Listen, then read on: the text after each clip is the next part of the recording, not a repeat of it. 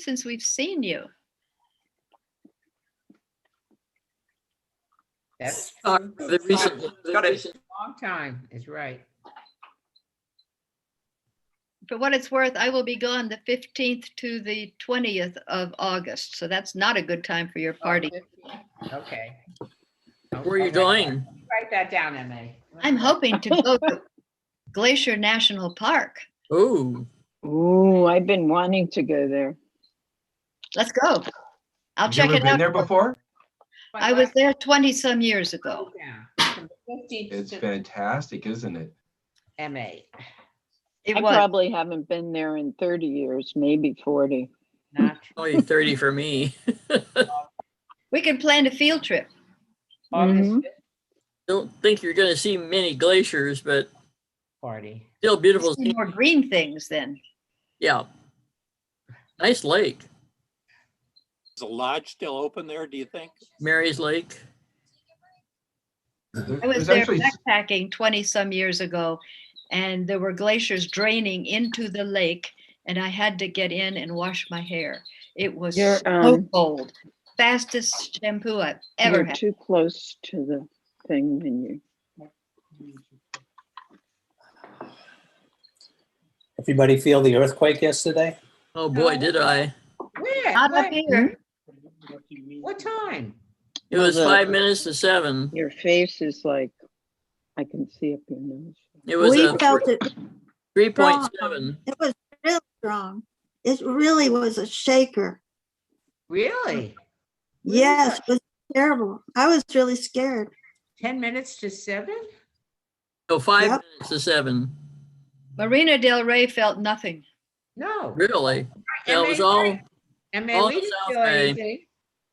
Right.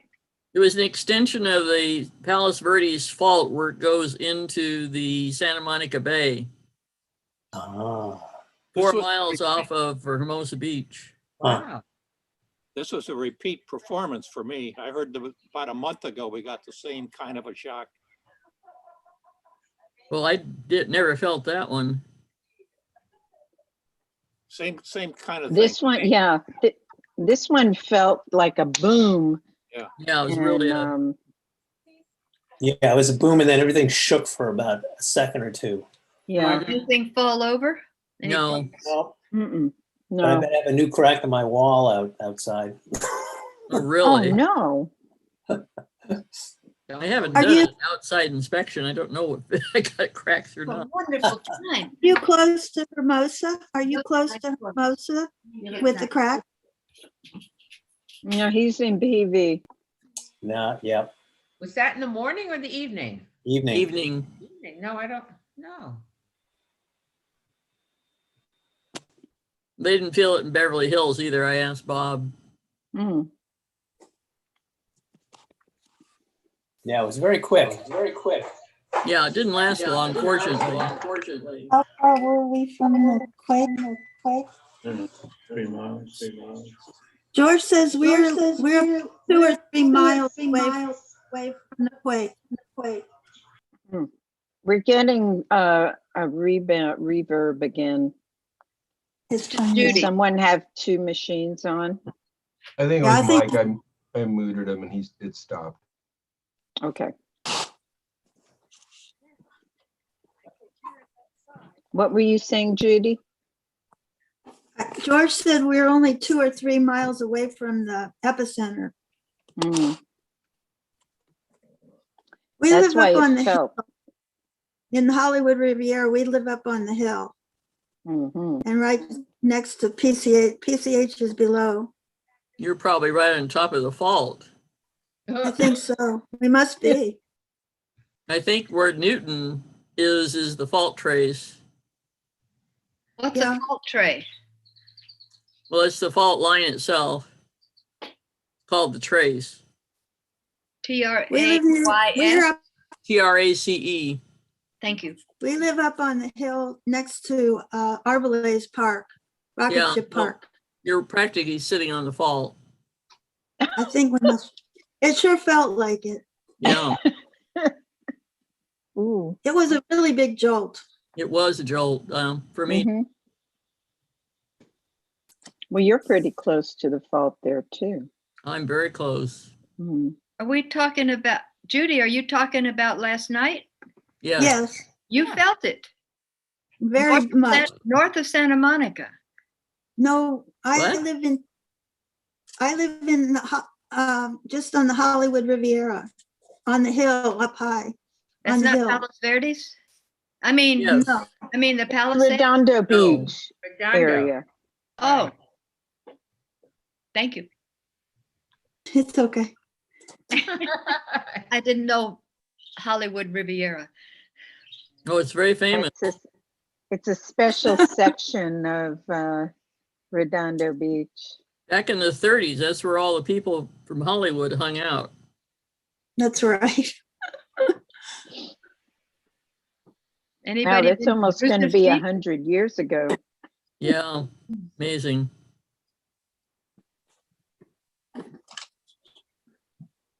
Oh, there's Mike's dog. How many people do we have on board now? 23. 23.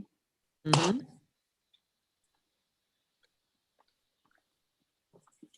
I took a photograph of a Kalanchoe, but we couldn't find it. I wanted to send it to you, but we couldn't find it. Well, maybe you'll see a picture of it. That was pretty, Keeching. The plant is about 4 feet tall, Ooh. and it gets these huge balls of pink flowers. Okay. I'm going to be listening very carefully, Laurel, because I just killed my Kalanchoe. What? That's not. Hi, Sue. Hi, happy Mother's Day to all you mothers. Thank you. Happy Mother's Day. Thank you. Hi, Unless Linda. they're mothers to a lot of plants. That too.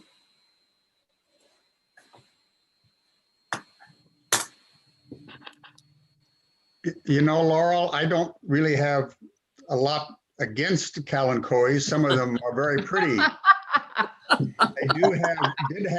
had a teacher when I was a sophomore in high school that gave me one, and I'm still pulling babies out of the pot. I can believe it. Mother of millions. Don't do that. Don't do that. Hey, Sally. You're muted. Don't do that. No, no. Uh-oh. What's Sally, the you kitty look doing? so Rosalie's I'm playing here. with her Happy. cat, Sally. I got it. He likes to rub on something, then I lose everything. Don't do it. Uh-oh. Well, she hasn't come in yet. She'll hear us talking, but she's not here yet. You Hmm. look so cute today and perky. Absolutely Me? perky, Sally. Yeah. Oh, thank you. Thank you. I think it's this curl here It's the hairdo. Yeah. that's doing its thing. So you show It sort of mimics that flip that you used I to know, wear in the old I- days. I used to wear it too. It sort of remembers it. That's it. Really nice. Thank you. I see Linda O'Hara, hi, and Rosemary and Joe Tillotson, hello. Who else from our group? We see Bernard. Yeah. Yeah. I think that's the kitchener. What am I looking at? Yeah, that's the kitchen. Hmm. Is he baking bread? He already did Oh, Oh, yesterday. I bet the house smells good. Oh, yeah. Oh, yeah. It was Eastern European rye Ooh. Mm. was Wow. yesterday's bread. Came out very well, too.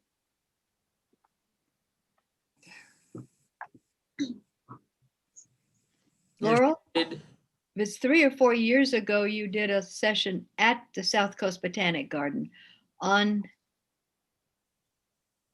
Kalanchoe. Kalanchoe. And I Right. bought a pot. And it still has some, they were little orange flowers on it. It was orange something in the name. And it has managed to hang on. It hasn't flourished, maybe orangerie. Mhm. That- Yeah, did you are buy they- it at the garden? Yep. Did you buy it at the garden? Yeah, we propagated it there. That's orangerie. We had It's really it. nice. I have no idea if we still have it or not. Mm. Well, if you need a cutting, I could give you one. Well, that may be something we'll take you up on. Because I don't think anybody's been back in propagation since COVID started. Not working. I was gonna- I know they're watering, but that's about it. Okay. I was wondering what was happening to all the plants in propagation if nobody was working there, if the plants were surviving or dying. Some are dying. They had Jim and I are working on what they call the green team, where they tell you which garden needs weeding. And he said he got sent back there one day to prune. What were they? They were in the gallon pots. They're perennials that needed pruning. So he said they look pretty good because they're on drip lines. But other than that, a lot of stuff is just full of weeds and not doing great. Yeah, I went in a couple of months ago. They invited me in to collect my any of my belongings. In other words, you ain't coming back. Take your stuff. Unfortunately, in the greenhouse, the sprinklers had blocked up and nobody cleared them. So most of what's in the greenhouse was dead. It was an awful sight. A lot of actually they'd been doing quite a lot of weeding out on the tables, and some of the plants didn't look that bad. That was early spring, so it was sort of good for those springtime plants. And of course, a bunch of the aloes and agaves that we had there, they look pretty fine, actually. Aloes were doing well.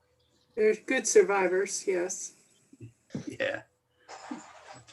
Walked by the cactus garden the other day, and the agave ovatifolia, the whale's tongue agave, is coming into flower in the cactus garden. It's quite spectacular inflorescence. There's one other near there too, but I don't remember which one that one was. Do you remember, Laurel? No, I don't. It's much bigger. It's much taller. Oh, that's the agave americana. I do remember that. Oh, okay. Yeah, that needs to be taken out. It's way too close to the path. It was purchased as agave deserti, turned out to be americana. Can't believe all the labels on plants. Laurel, would you remove it or would you move it someplace else? Well, it's going to flower now, so it's coming to a close. Yeah. But it had to be trimmed like a pineapple because the leaves are right poking into the main part of the path. It's right across from the plenty of bed.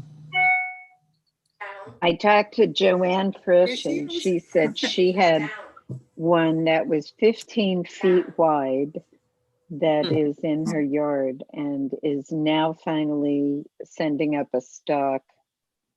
So I told her to get a photo of it.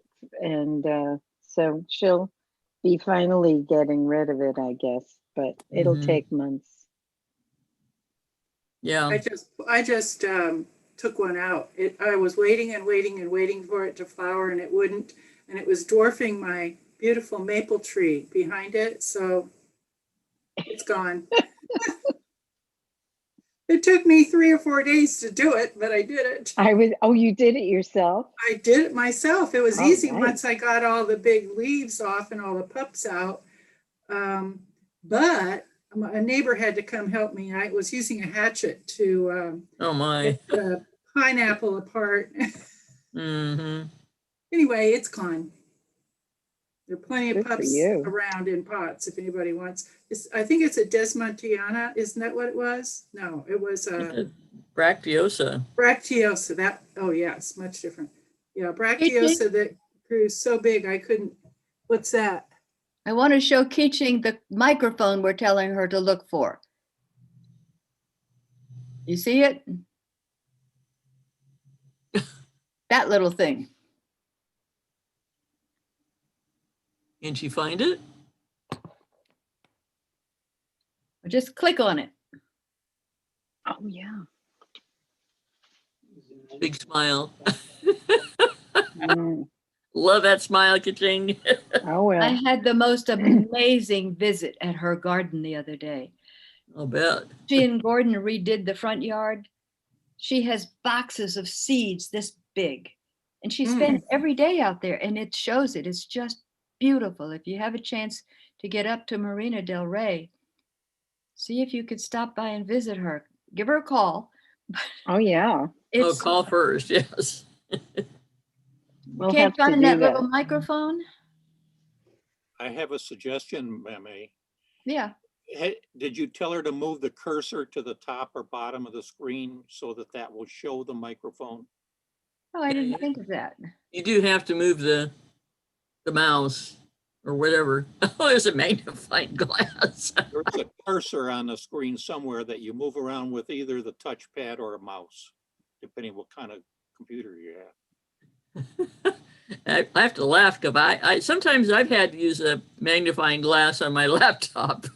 It should be on the top edge or the bottom corner. Bottom corner. I have a guy that helped me with the computer and he made my cursor so it's huge. So it's really easy to find. That's good. Yeah, on the iPad, it's on the top right. And on mine, it's on the bottom left. But you have an I'm sorry, iPad? I'm sorry, this is my computer. Right. No, the iPad, my computer has bottom left too. All right, we're going to get started. Hi, I'm Maria Capaldo. I would like to welcome you to the South Coast Cactus and Succulent Society meeting. Happy Mother's Day to everyone. Hope you are all enjoying your day. Thanks again to Scott Bunnell for hosting the meeting and helping us out with that. And I'll have our program co-chair, Jade Neely, introduce our speaker for the day. You're on, Jade. I want to make sure I'm not muted, right? You can You are hear me? not I hear We you. can hear you. Okay, great. Well, I feel that we're really fortunate today to have Laurel with us again. And the members of the club know she's done a lot of outstanding presentations for us. And she's a great teacher. And I always learn so much from her presentations and just on her Instagram also. But the last time she did this for the first time was May 4th, 2015.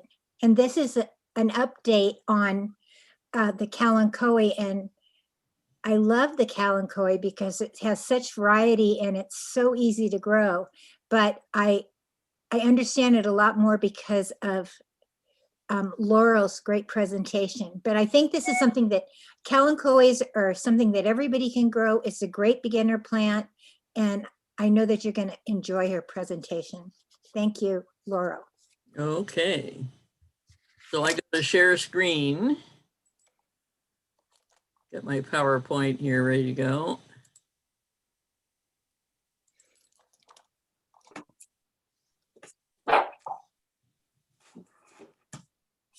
Okay, everybody see that?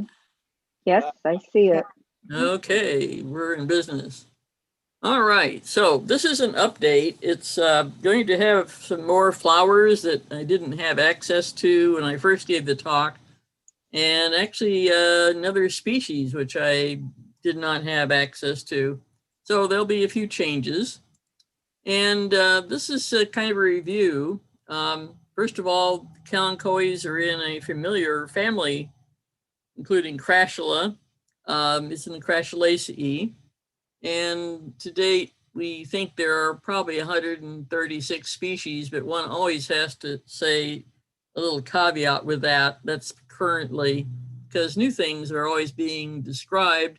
And sometimes some items are sunk in with others. So the taxonomists tend to change things a bit.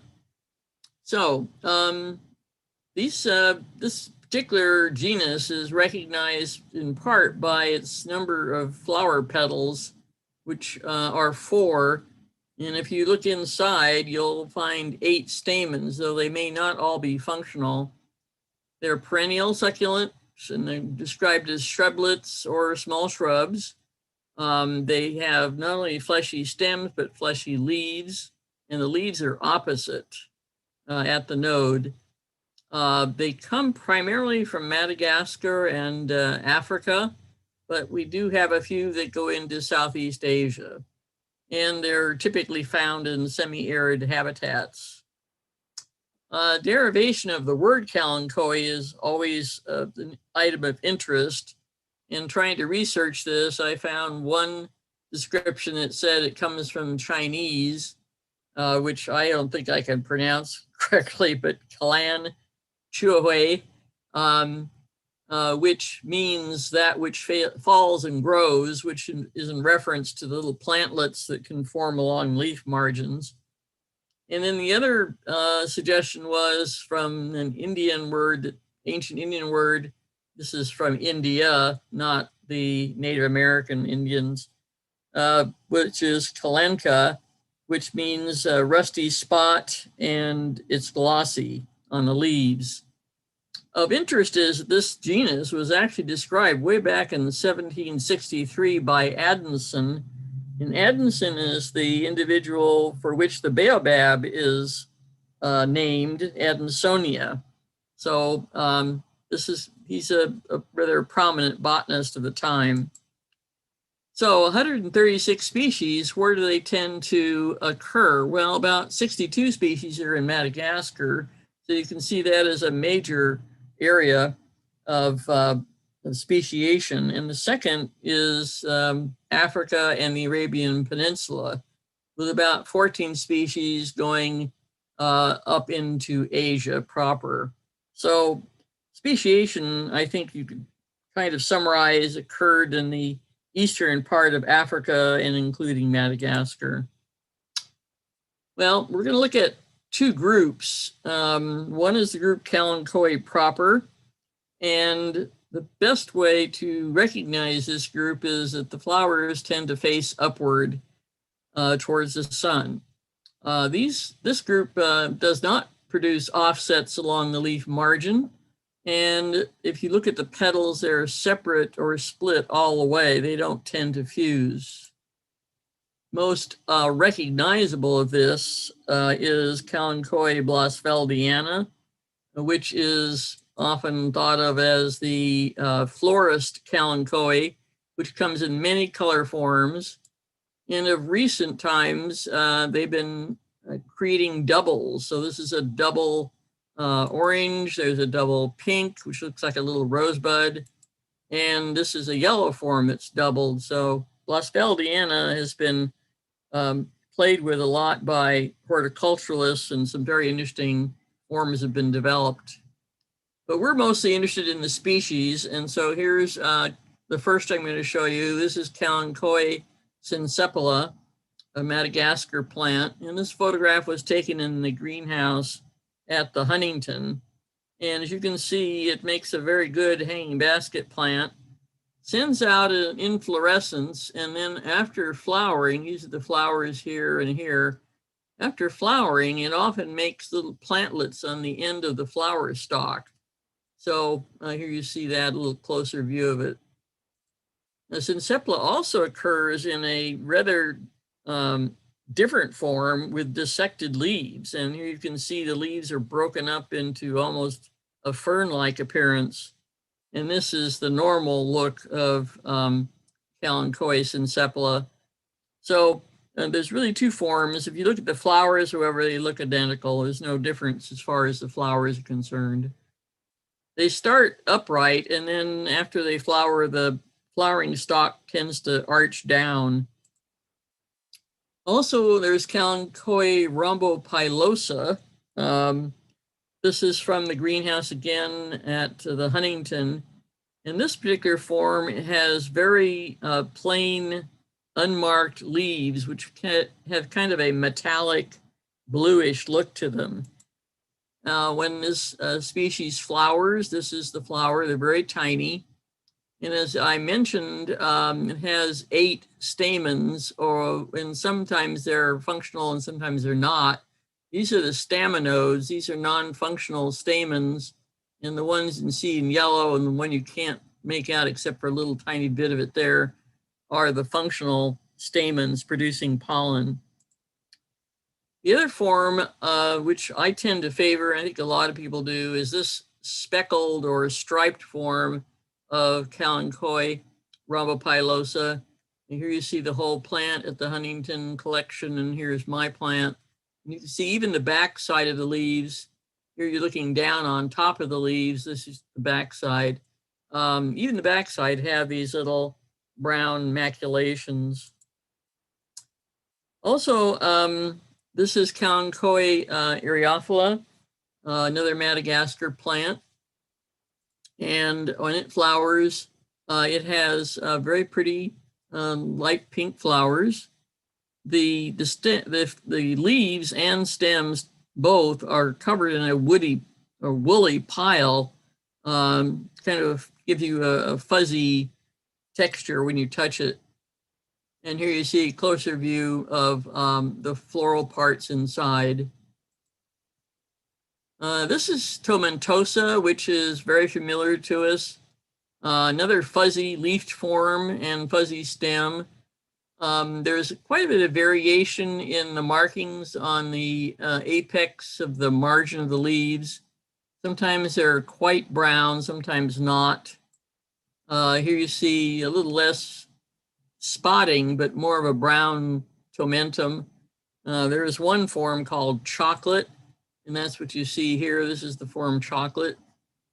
The flowers I find very attractive. They're tubular with kind of a yellow base and a maroon apex. And here you see a full inflorescence of tomentosa. Also very familiar to us is Kalanchoe bayarensis. This comes in some different leaf forms. This particular one is somewhat tomentose. It's got a kind of a fine woolly covering. Here is a form that's even woollier. And then there is still another form that is totally without wool. It's totally naked. So there's a lot of variability in the leaves. Here's one that has little pustule-like growths on the underside. It's been given the cultivar name Fang because they look like little teeth sticking out here on the underside of the leaf. And here's another example of Fang, a young plant. And then this is the inflorescence, which is a very highly branched panicle of flowers, which are rather small and individually they're attractive, but not outstanding.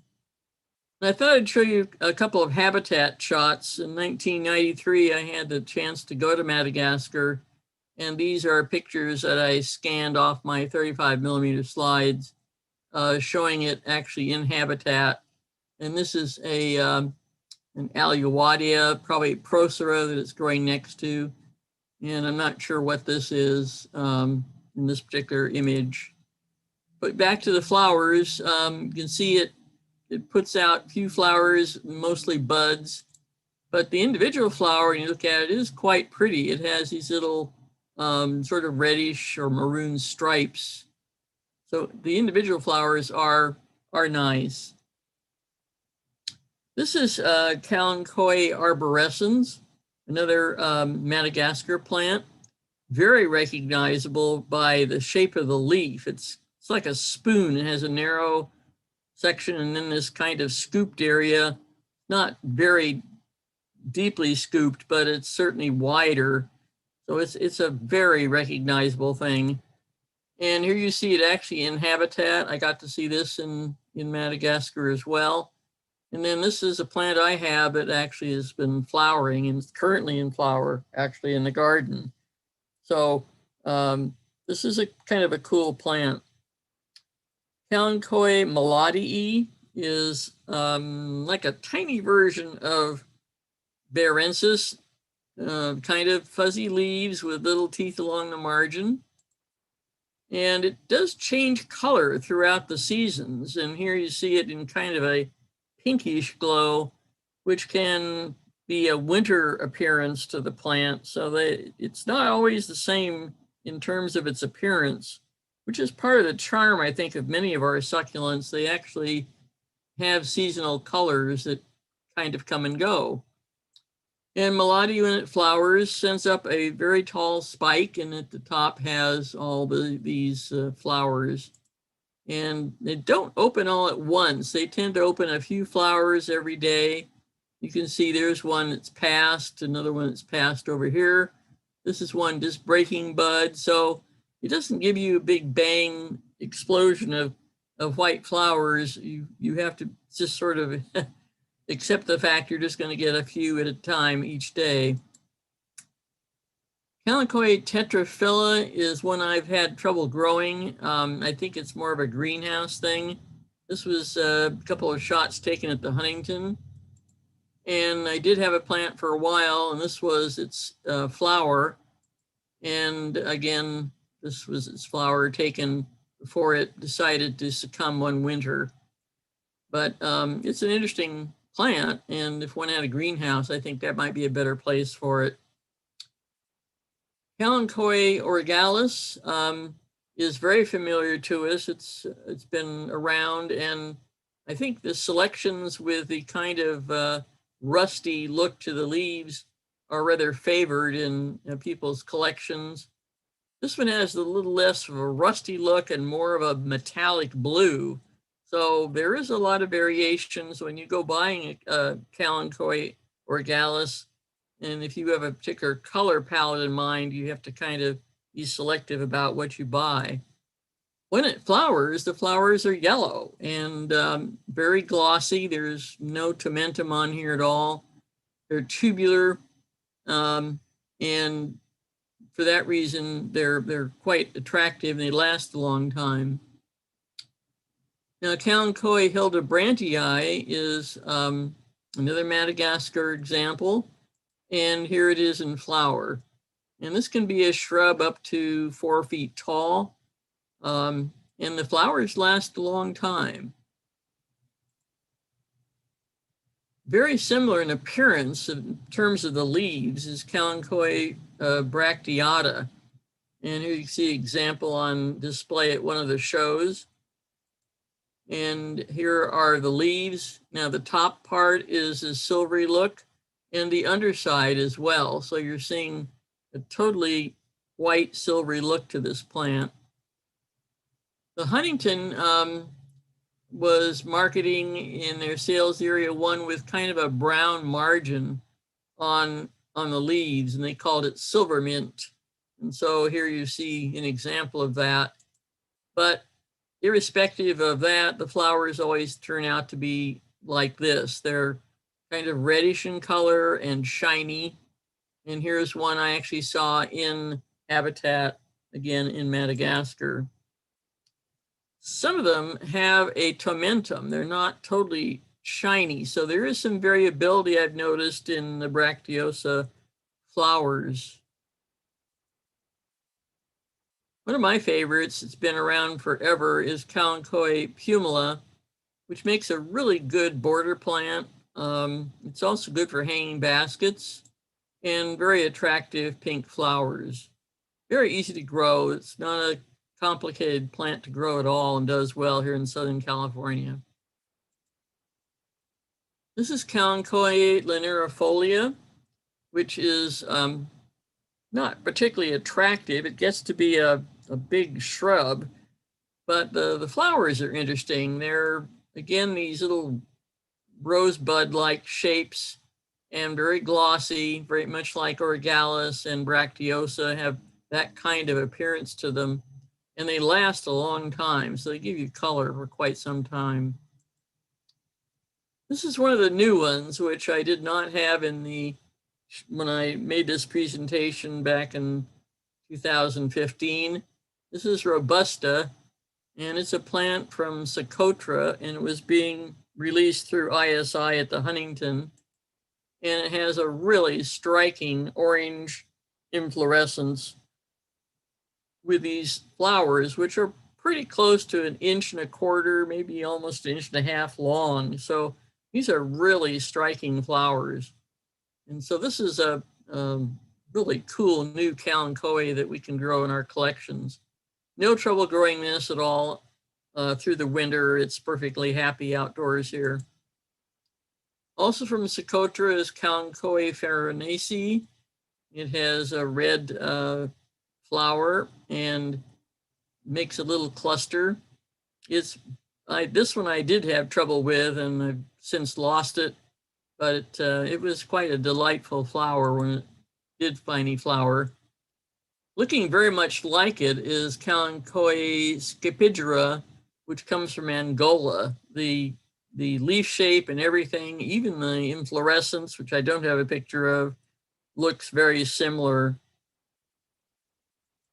in that red look. Kalanchoe marmorata comes from Eritrea, which is the very northern part of Africa.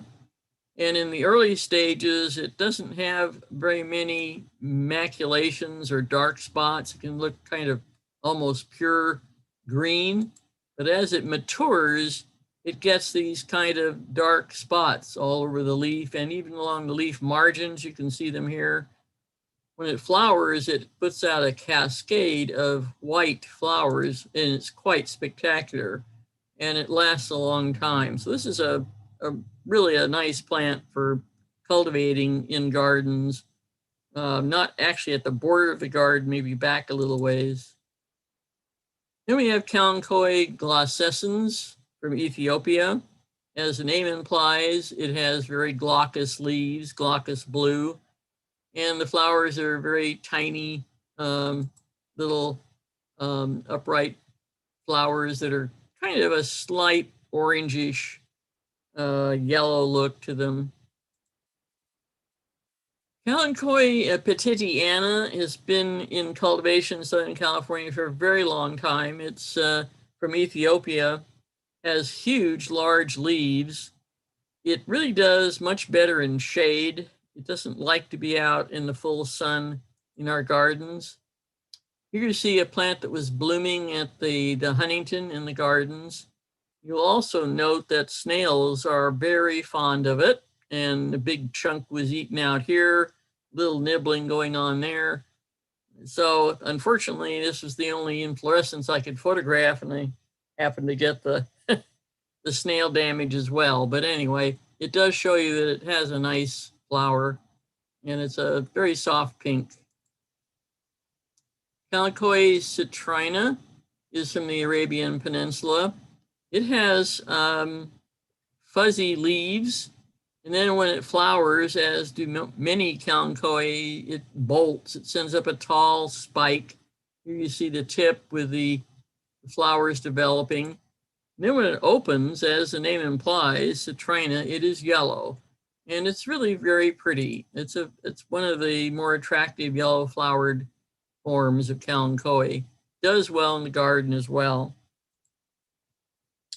This is a hybrid called Kalanchoe cuensis, and it's believed to be Kalanchoe bentii times flaminea, a hybrid that was done back in the 1900s at Kew Gardens, hence the name cuensis.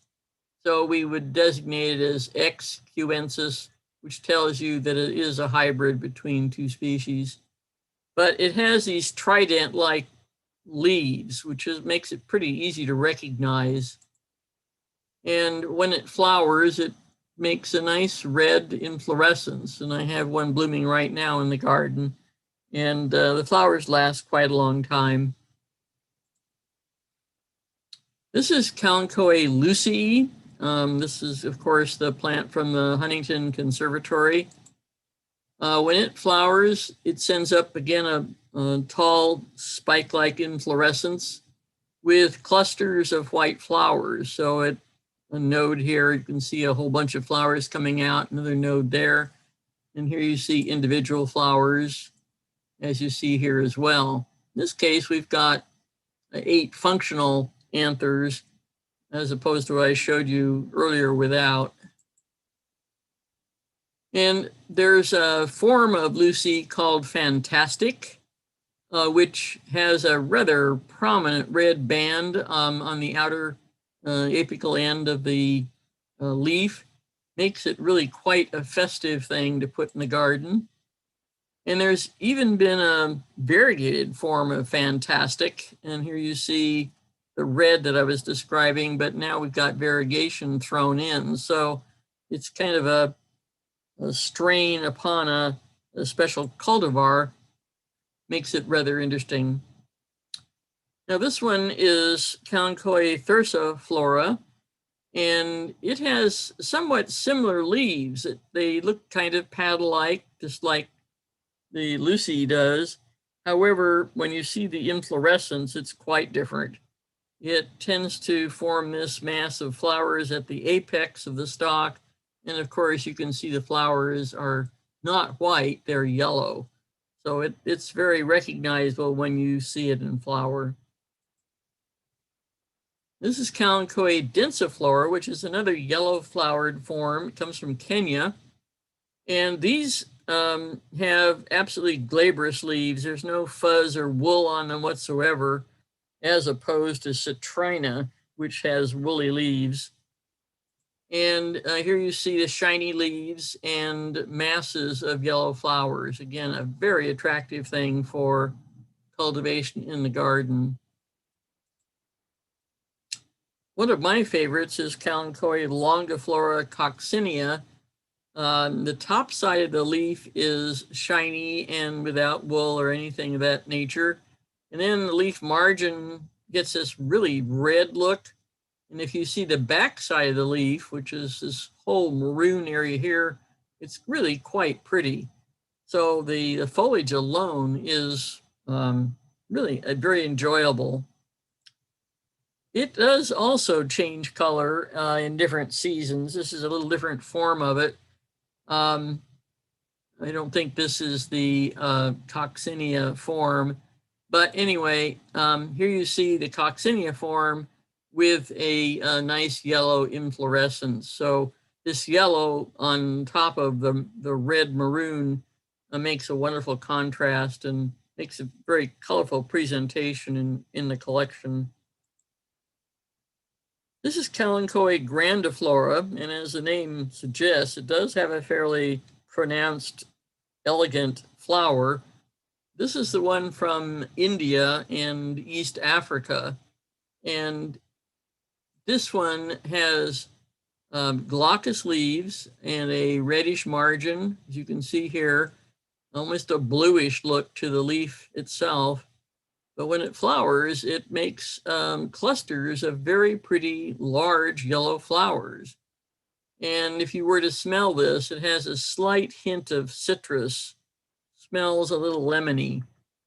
This is a plant that was put in the garden at South Coast, and the extension to the desert garden did very well for several years, and then it kind of faded out, but really put on a nice show. This is Kalanchoe humilis, which comes from Tanzania, Malawi, and Mozambique. And it's sometimes called the partridge Kalanchoe because it has these bands of maroon across the leaf. The leaf is very thick. You pinch it between your fingers, you'll be amazed how thick the leaves are. When it flowers, it's kind of a little wispy thing at the base of the center of the rosette of leaves. This is the inflorescence. And then the actual flowers you'll see are kind of a pinkish color, a little striping inside. And there are about 3 open flowers in this particular view. Very tiny, so this is not particularly grown for its flowers. Humilis is really a plant more for the foliage.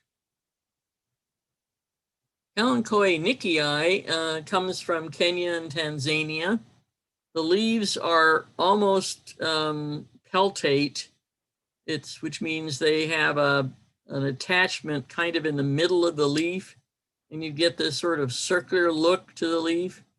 Here you can see the base of the leaf does sort of flange upward, so there's a little flexion crease right here where this sort of bends, and then it's at about 90-degree angle from the main leaf itself. This is a strange little Kalanchoe. You don't see it too often in collections. When it flowers, it makes a head of pink flowers looking very much like this. And then we have Kalanchoe rotundifolia, which I used to regard as a terrible weed because every one of these leaves, if it were to detach, will form roots and grow no matter where it lands. This one, you kind of have to keep your eyes on it if you have it in your collection.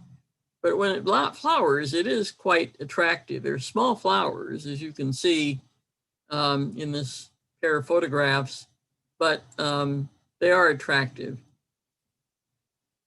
Okay, we're going to move now to the second group, where the kalanchoes with pendant or hanging flowers.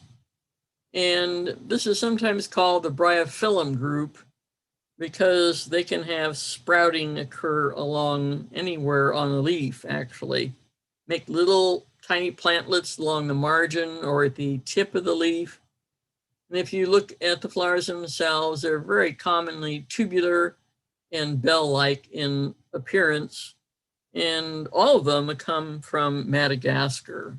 So this is that second major group in the kalanchoes. So this is pinnata. And this plant kind of brings back my childhood because I was once given one of these leaves as a child, and I was told to pin it to my curtain on my window, and that I would then subsequently see babies occur along the margins of the leaves. And indeed I did. So this may have been my first exposure to succulents. I really don't know, but as a child, I do remember enjoying watching the little plantlets form along the leaf margin. When it flowers, it does indeed make pendant bell-like flowers. Somewhat elongate here, you can see, with this being the sepal portion, this being the petals extending beyond.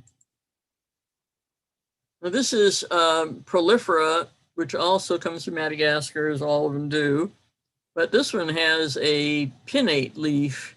It has one set of small pinnules here, a second set here, and a final terminal one. And this one is also very common in collections. But you see the calyx portion, which you can see enlarged here, is almost longer than the corolla part, which is here. So the flower itself is not all that big. It's really more sepals than it is petals when you look at it, but it does make rather a tall, interesting inflorescence. This is Kalanchoe letvirens. This is certainly illustrating how leaf margins make little plantlets. See that happening here. This is a plant from the Huntington collection, as you can see from the label. And here's one very similar to it, which is Degri montiana. It's known commonly as Mother of Thousands. And indeed, it will get a lot of babies. This is before that actually happens. So you can see the leaf margins are plain at this point. But in time, this is what happens. All of the margins begins to build up these little plantlets, all of which will eventually fall off and root wherever they land. And so you'll have this plant forever in your collection. This is Kalanchoe gastonus bonneri.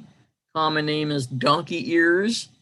In this case, the plantlets don't form along the margin, they form at the apex. So here you see the little flowers form, or the little offsets or buds, new plants forming here. These can be picked off and actually put in the soil and they'll grow.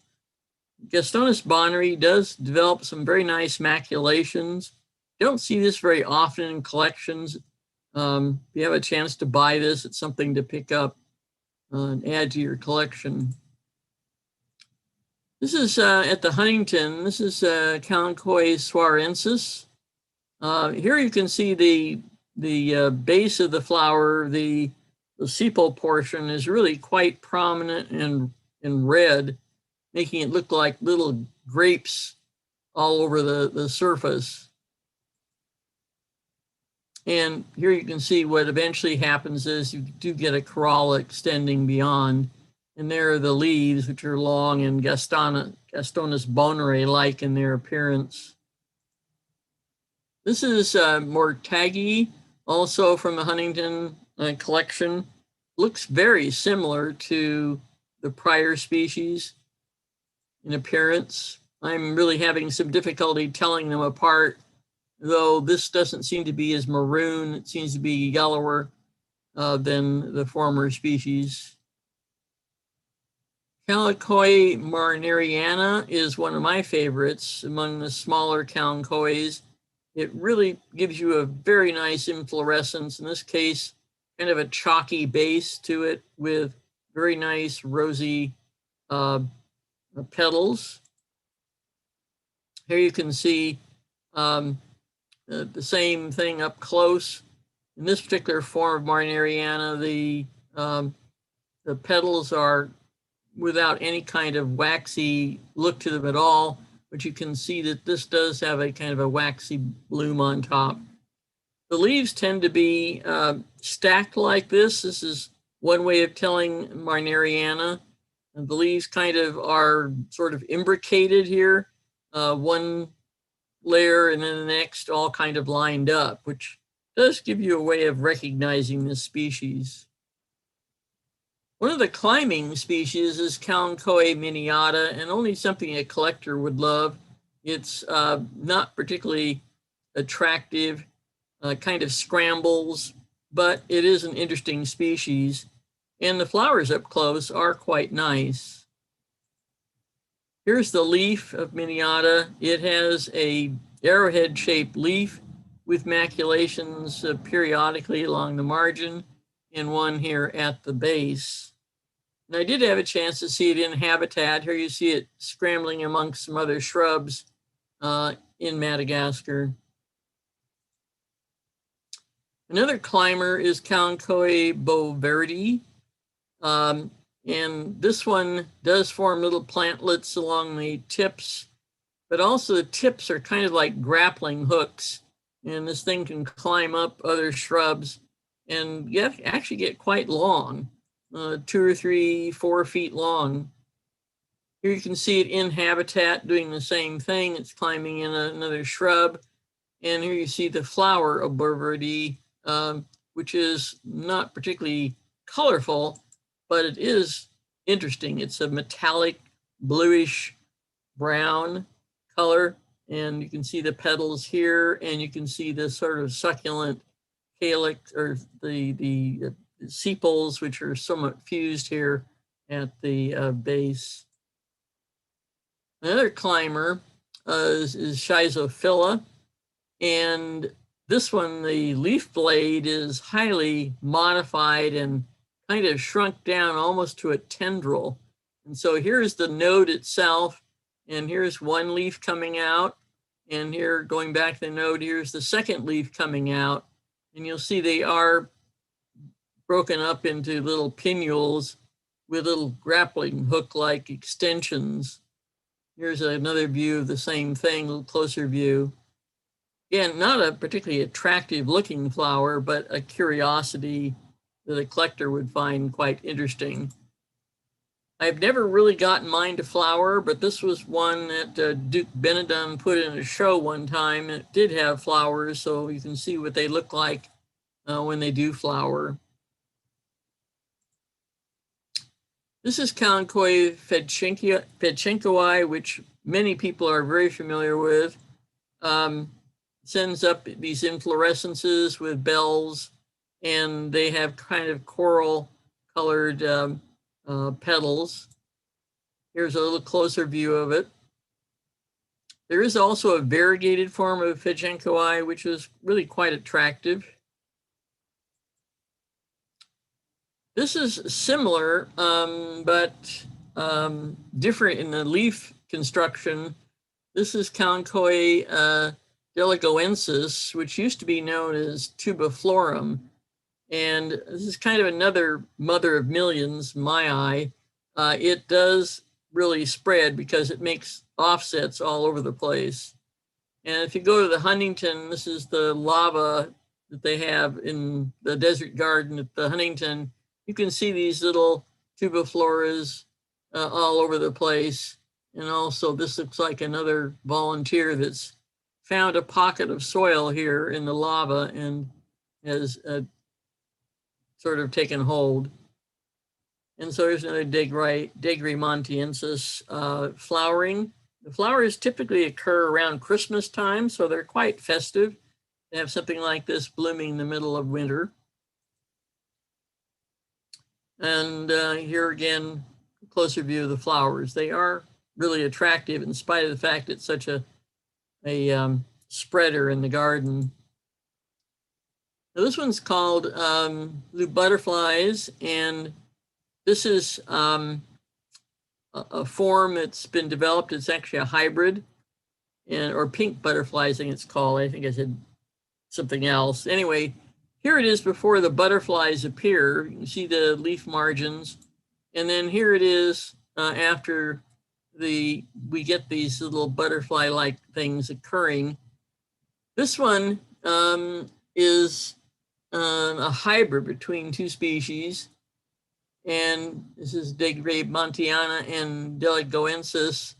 And this one you don't have to worry about spreading in your garden because these guys have no chlorophyll.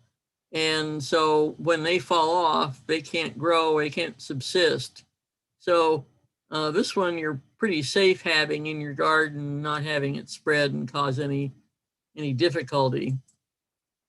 When it flowers, this hybrid is very attractive.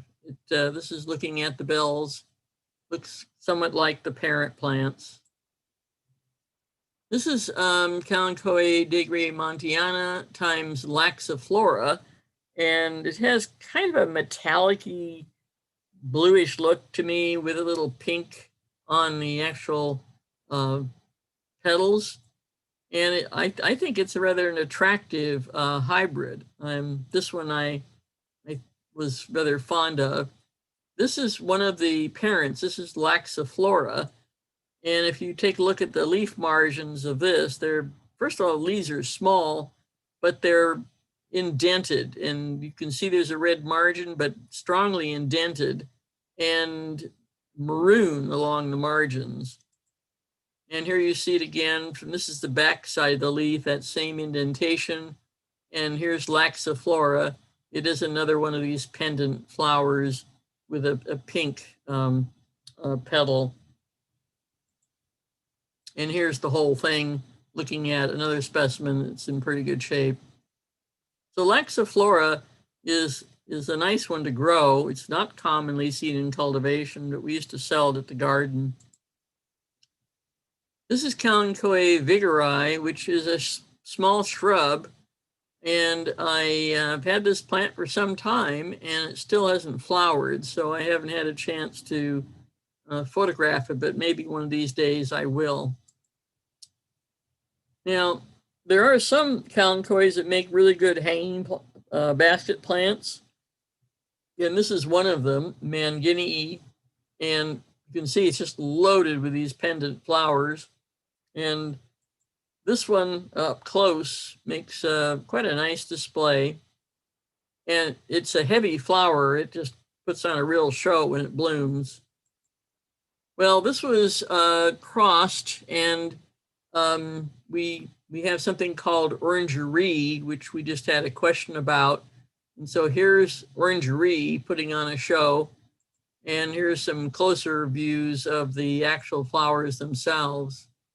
So this is Manginii times John Mansii, which is a species you don't see too often, but it made a very nice hybrid. And here's one more view of orangerie. It's actually one of my favorites. I do like this plant a lot. And here's John Mansii. The only plant I was able to find was a variegated example. And it did flower. You can see the flowers are orange, so that enhances the orange color and probably is the source of most of the orangeness to orangerie, since Manginii is a rather pinkish color. Here's a closer view of Jongmansii. And then this is Tessa, and I don't know the derivation of Tessa, but it's another really nice hanging basket plant. Just when it flowers, it just totally goes bonkers. And it makes a cheerful addition to a pot, as you can see here. And looking into the corolla, you can see it's quite pretty, it just lights up with the sun behind it. Here's one called Elfin Bells, and this is actually a form of Porphyrocalyx. Has very plain leaves, somewhat lance-shaped, long elliptic leaves, and then these flowers are just absolutely striking with a reddish floral base, and then the apex, a nice yellow. And here you see one that was actually on our show. You'll recognize a very familiar tablecloth here. And I think this was Philip's plant, if I recall. And he brought it in for the show, and it was absolutely striking. And so you can see the contrast between the yellow and then this rather deep pink is quite lovely. Another hanging basket plant is Uniflora. And this, unfortunately, is not exactly living up to its name. Why it was called Uniflora, I don't know, because typically there are 2 flowers for every branch. It should be called biflora. But anyway, it's known as Uniflora, and we're kind of stuck with that. But it's a cascading thing, and the flowers are actually very attractive. So it's when this is in full bloom, it really is something to behold. Here it is in habitat, and this was taken in the northern area of Madagascar. And this is a tree trunk. This was actually growing as an epiphyte on a tree, and you can see these hanging flowers that haven't quite opened up yet in this Uniflora, but there it is actually in habitat. Then there's Kalanchoe streptantha, which comes in 2 leaf forms. One is this rather pointy type leaf with brown margins, and the other is a more rotund leaf with more of a speckled margin. But they both make flowers that look like this. And this is from my friend Bob Gustafson, his plant, and kindly shared this photograph with me. And so here you see these hanging flowers, which are quite large. This is my plant. Again, it's a nice yellowish color. And this is that pointed leaf form, which was the first one that came out in cultivation, hit the market. Now I'll make a few last comments as we finish up about using Kalanchoe in the landscape. They are somewhat frost tenders, so we can really grow them along the coastline here quite well because we rarely get frost. Many of them make good container plants. They tend to grow best in winter months and into the spring, and often don't grow as much during the hot, dry summers. They also mix well with other plants. They blend in and make a very interesting palette when they're put into border plants or in other areas of the garden, rockeries, things like that. Come in lots of shapes and colors, and the colors actually change through the seasons with many of them. So I'm going to show you just a few examples. Emma may recognize this ancient photograph from her garden, but here's Bayarensis, which is probably a monster tree by now. And but it is an example of how it mixes with Senecio and Aeoniums and Crashlas, all kinds of things. This was taken at the San Diego convention for the CSSA, and here you see fantastic Kalanchoe fantastic, which is a Lucii cultivar starting to bolt. And over here is a tomentosa. There's a tomentosa there. And then they put in the ever-present horticultural Blossfeldianas in this tub here. So the hotel made a real effort to give us some nice succulents for the convention. Again, here's Bayarensis again, mixing with all kinds of other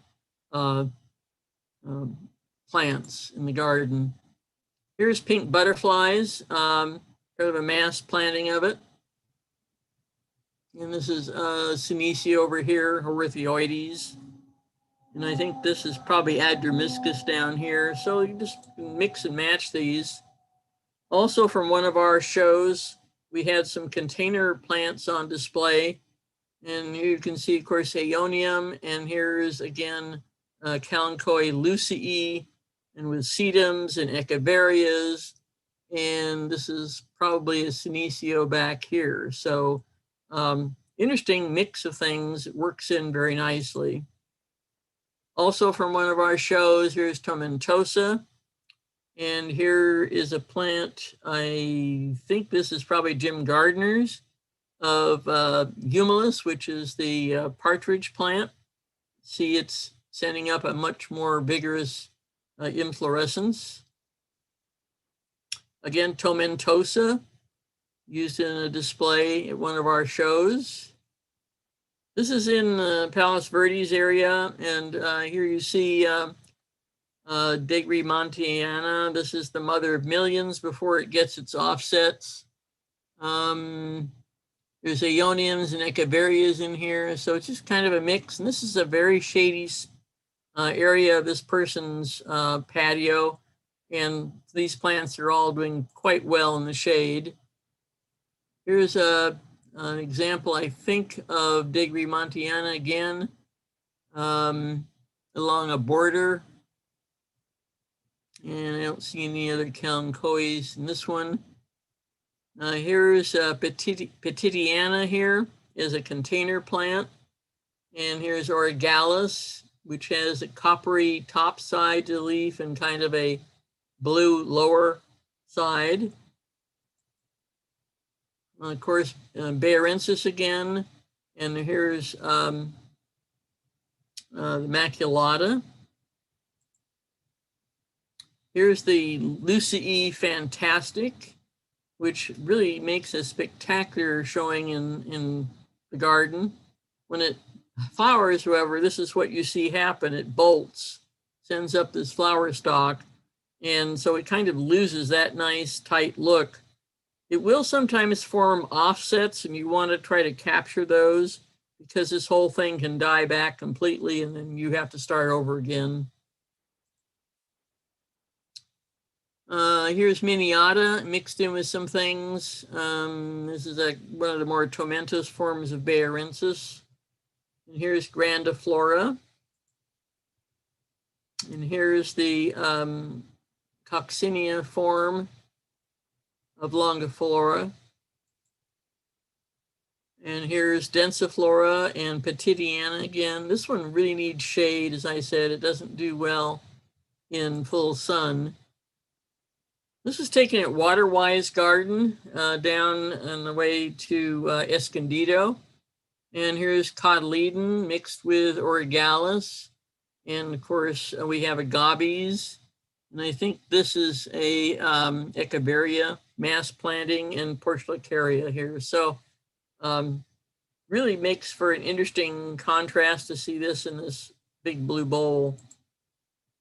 This was in the Sherman Gardens, and oftentimes you want to soften things like vertical posts that they're not very attractive. So they're softening it with a bowl of succulents here. And then you'll notice here's Tomentosa, again, Bayarensis, and we have Echiverias in here, another Echeveria over here. So it does soften the base of this post. It's holding up the shade structure, which you can see the bars of there. Here's an example of Pumila, and this is actually at Rogers Garden, and this is one of those pocket velvet things, and they've planted all kinds of like fuchsias in here, but here's, of course, Kalanchoe Pumila, and putting on a very good show and liking its new habitat. I think this is this looks like Ripsalis here and here on either side. So it's quite a mix of plants. Here's Fedchinkawai mixing with Sea Status, which is kind of a nice combination, and Aeoniums in the background. And I think with that, we've probably come to close of our hour. And here you see Fantastic in a topiary that was done up in Santa Barbara, which I found quite fascinating. These are all succulents on this great big seahorse here. So with that, I'll conclude my talk and open it up for questions.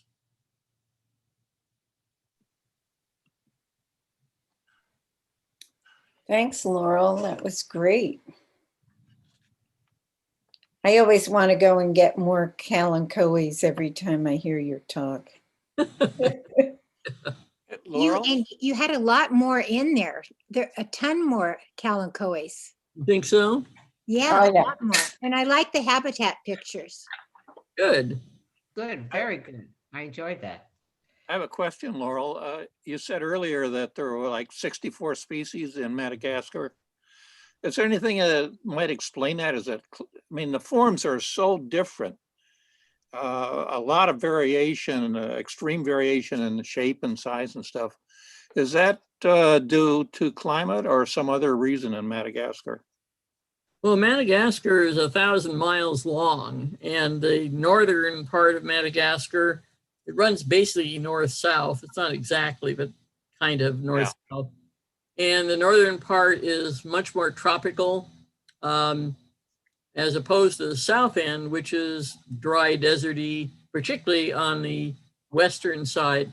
Not quite so much on the eastern side, but the western side is what they call the thorny forest. Right. And so, as with any habitat, there are micro climates, and so this creates an opportunity for speciation to occur so that things can adapt to different kinds of habitats.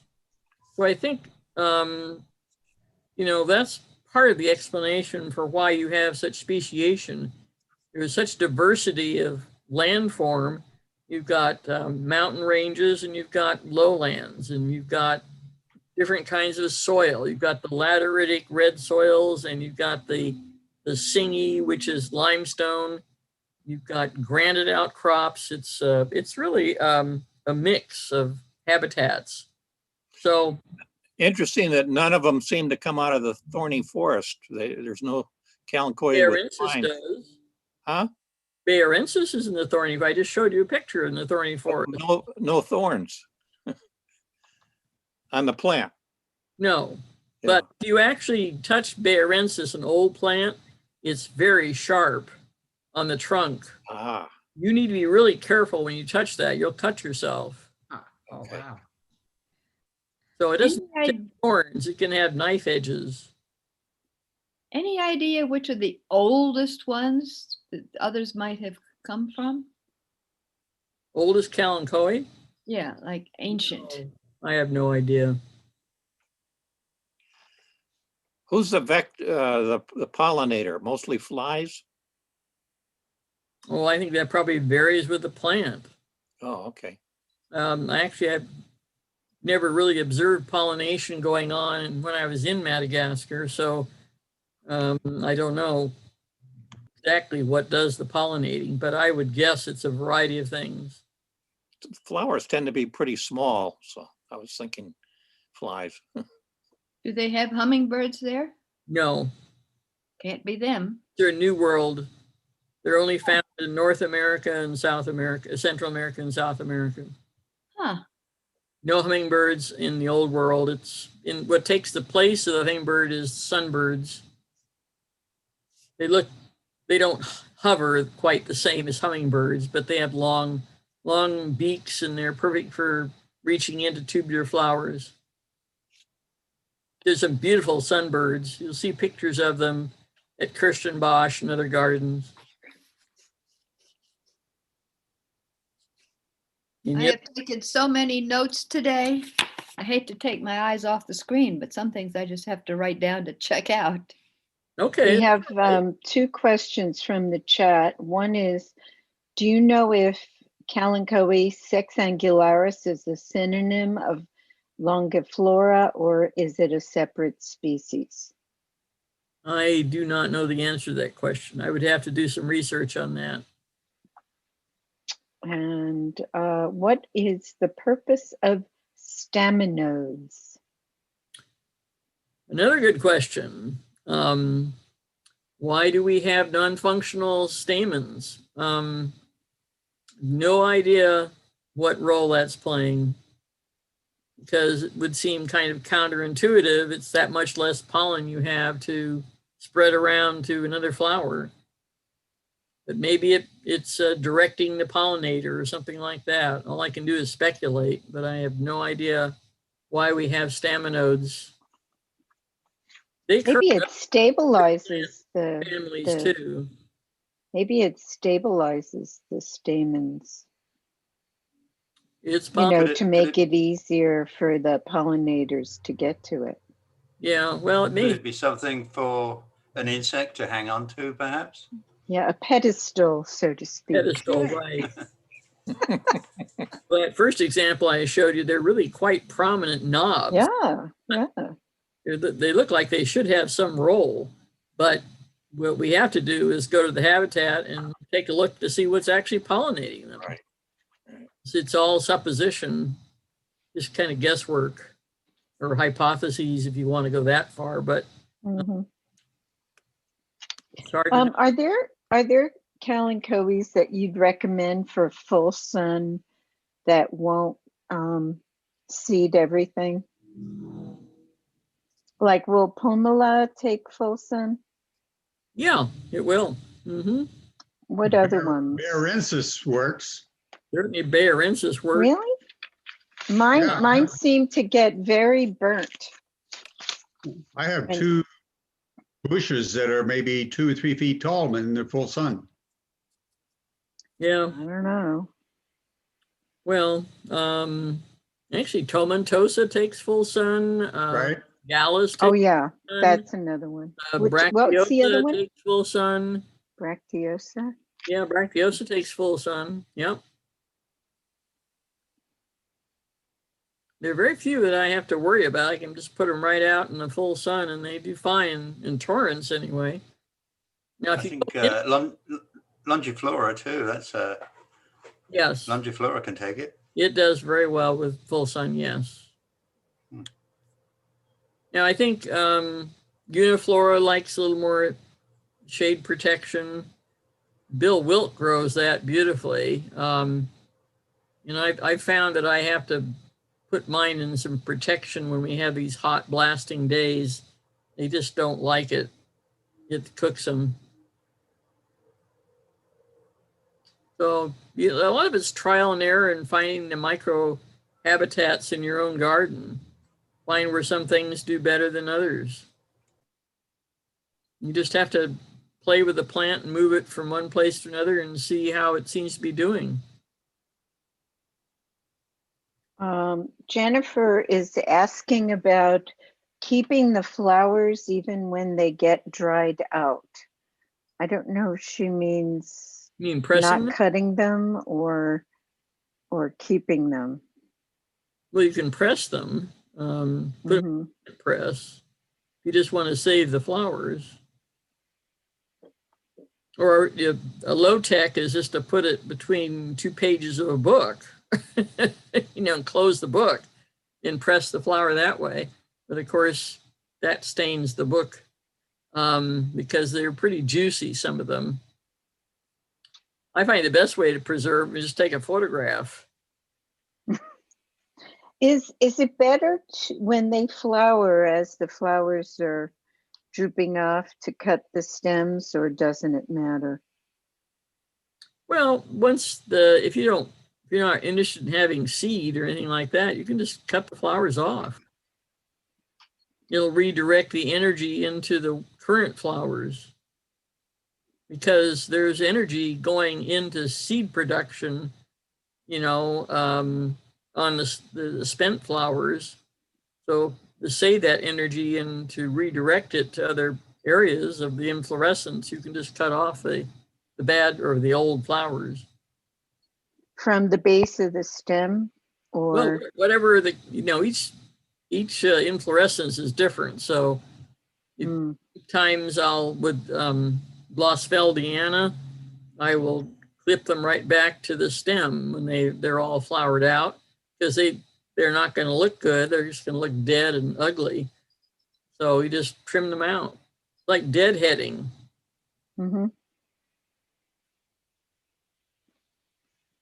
And is there a recommended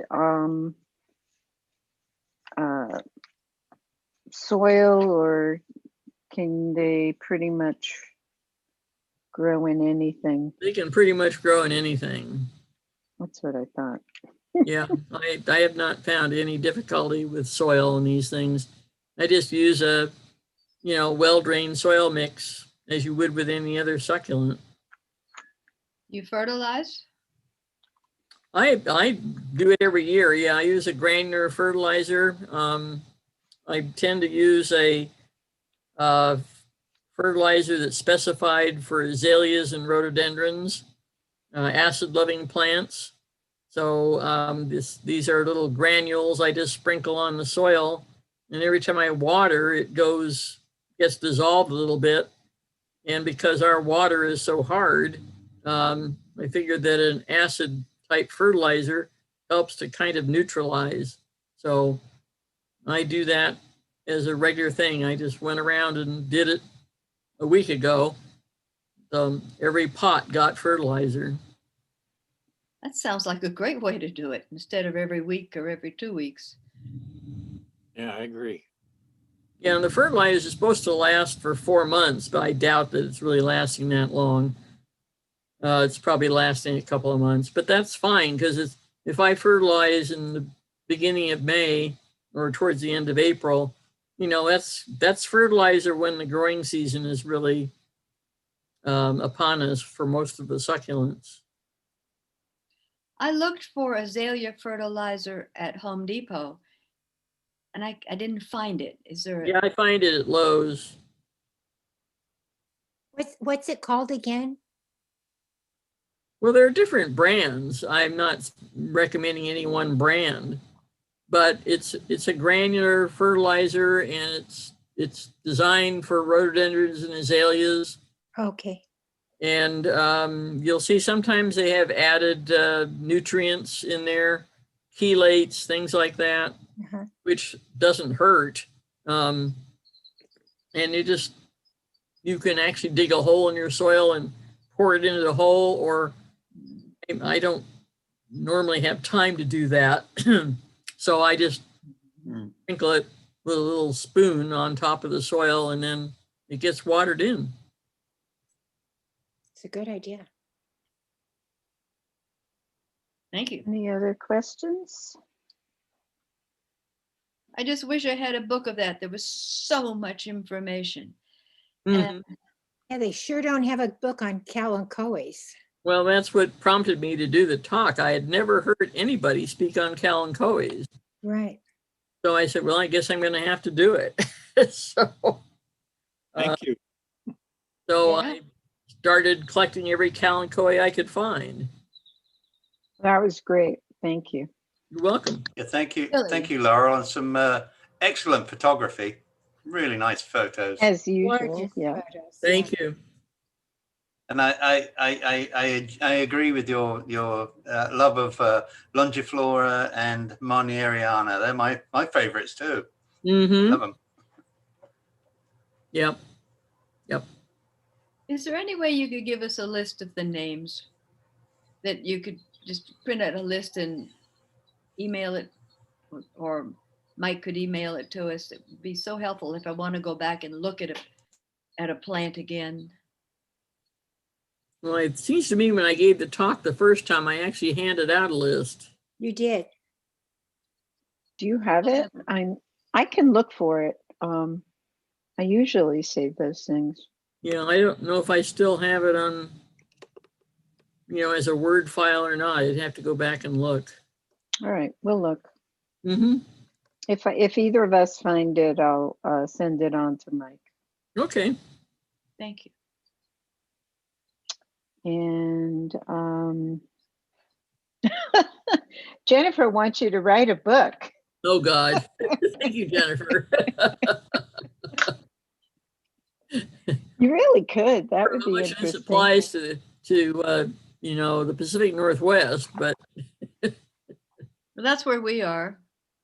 And CSSA could help spread it out. There sure Yeah. are, well, soft cover or ebook. Have you ever published Bernard it? said no. He wants the real thing.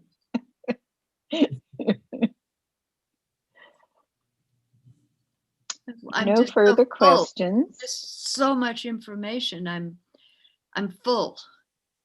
My brain is trying to digest it. That was got your money's wonderful. worth. Well, you know, you can actually go look at it on YouTube. Right.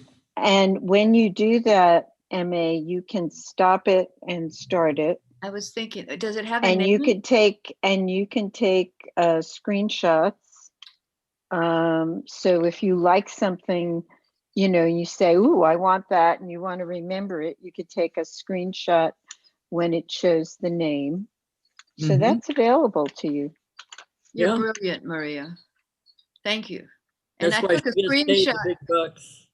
I took a screenshot of the picture you had of my garden with the turtle in it before he turned all white and disintegrated. Oh, gosh. That was nice. That was so nice to see it. Thank you for taking You're the welcome. shot. Okay, well then I will head on to our plant of the month submissions and photo submissions. So this month we did get a lot of garden photos because a lot of things are blooming right now, and also some brag plants that were blooming. And it was interesting. Our cactus was coryphantha, which very few people had, escobaria, which no one submitted, and acaragna, which only Gary gave me one photo of. So and a lot of the plants I saw have the same problems I've had with growing coryphantha in this area, is they just don't seem to do that well. So I personally didn't have any because I destroy them. So however, there were a lot of dudleas and some cotyledons. So what we didn't have on the cactus end, we made up for on the succulents. And I'm gonna share my screen. Hopefully it works. Can everyone see? Yep. Okay. So this is our garden and brag plants. And we'll start with the brag plants. Actually, this is Anita Kaplan's garden with some freesias and amaryllis and a flowering opuntia from Jim Tanner, and one with yellow and red flowers. Great photography on that. This was a spectacular Aeonian sedifolium by Jim Gardner. And here's the top view of that same plant. So we were discussing, that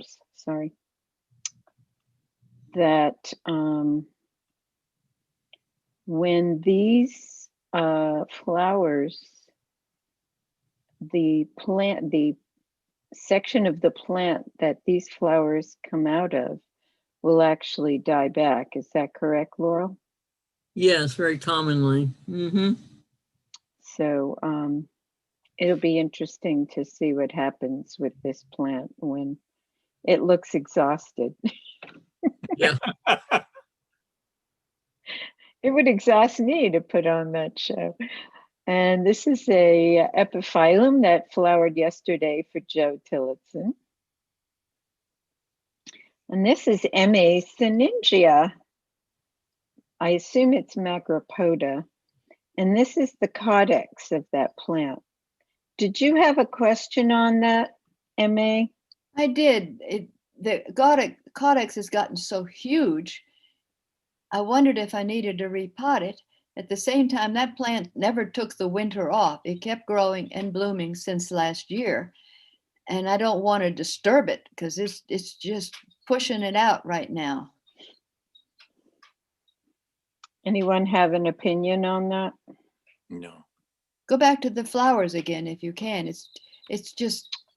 Yeah, my pointer keeps doing bad things. It's just so happy. Yeah, it certainly is. Gorgeous plant. Very nice. And it looks like it has plenty of room in here, M.A. On that side, it does. On another side, it's about 1/4 of an inch from the edge. So I guess if it runs into that wall, it'll go someplace else. Yep. No?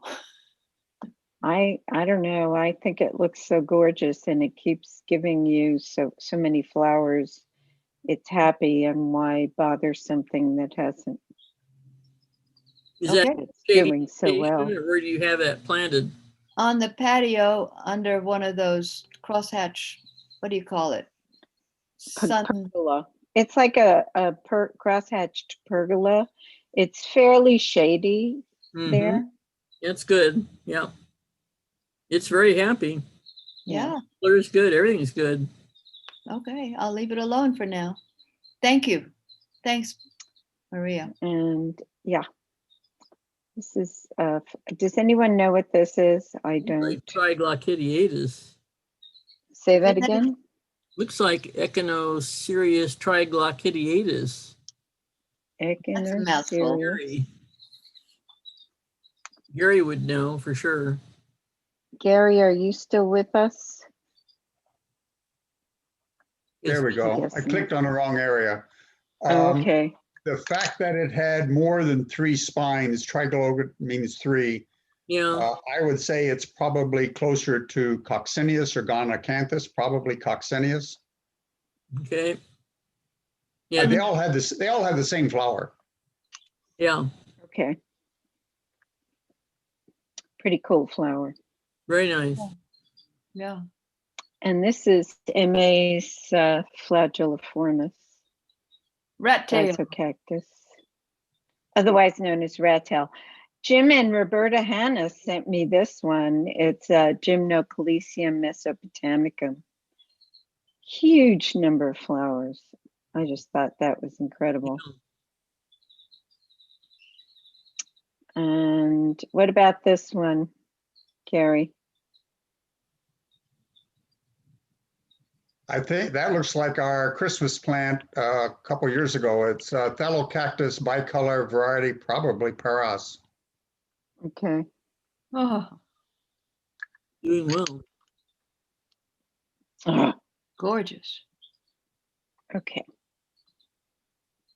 And this is Terry's Trichocereus grandiflorus. And her Echinopsis oxygona has 14 flowers. Gorgeous.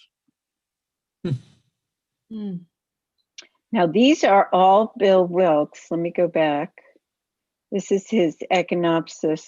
I call it his Echinopsis garden. All of these are gorgeous.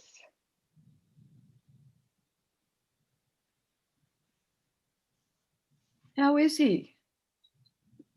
He's doing well. Good. I don't know if he doesn't. Anyway, thank you for sharing your gardens and keep sending me more. Now we'll get to our plant of the month. We have one novice Coryphantha from Terry Straub. Very nice, clean looking plant. Do you know what that is, Gary?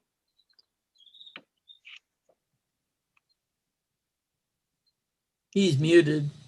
I know. It looks like a gymnocalycium. Oh, you're kidding. It's not even a coryphantha. Yeah, I was questioning that myself, but Okay, well, you can tell Terry, definitely when it blooms, but it reminds me of a gymnocalycium. all right. Well, Terry, you might want to write that down. And for the Dudleya, we didn't get any cotyledons from the novice category. We have a Cespitosa by Gretchen Davis and a Farinosa from Tilden Park by Gretchen. And Farinosa by MA. And I'm not sure that's a Farinosa, but it looks like Simosa. yeah. Do you agree, Gary, that's a Simosa? My Simosas had more cup-shaped leaves. I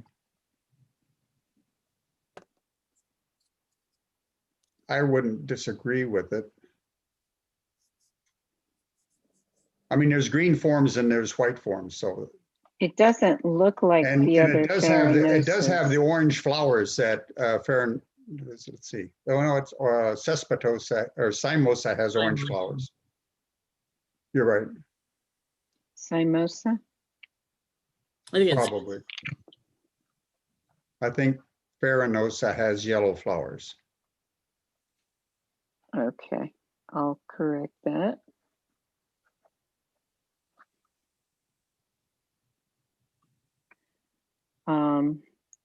It's either a pulvulenta or a Brittany. I thought the leaves were too thin to be I think it's Brittany. Brittany.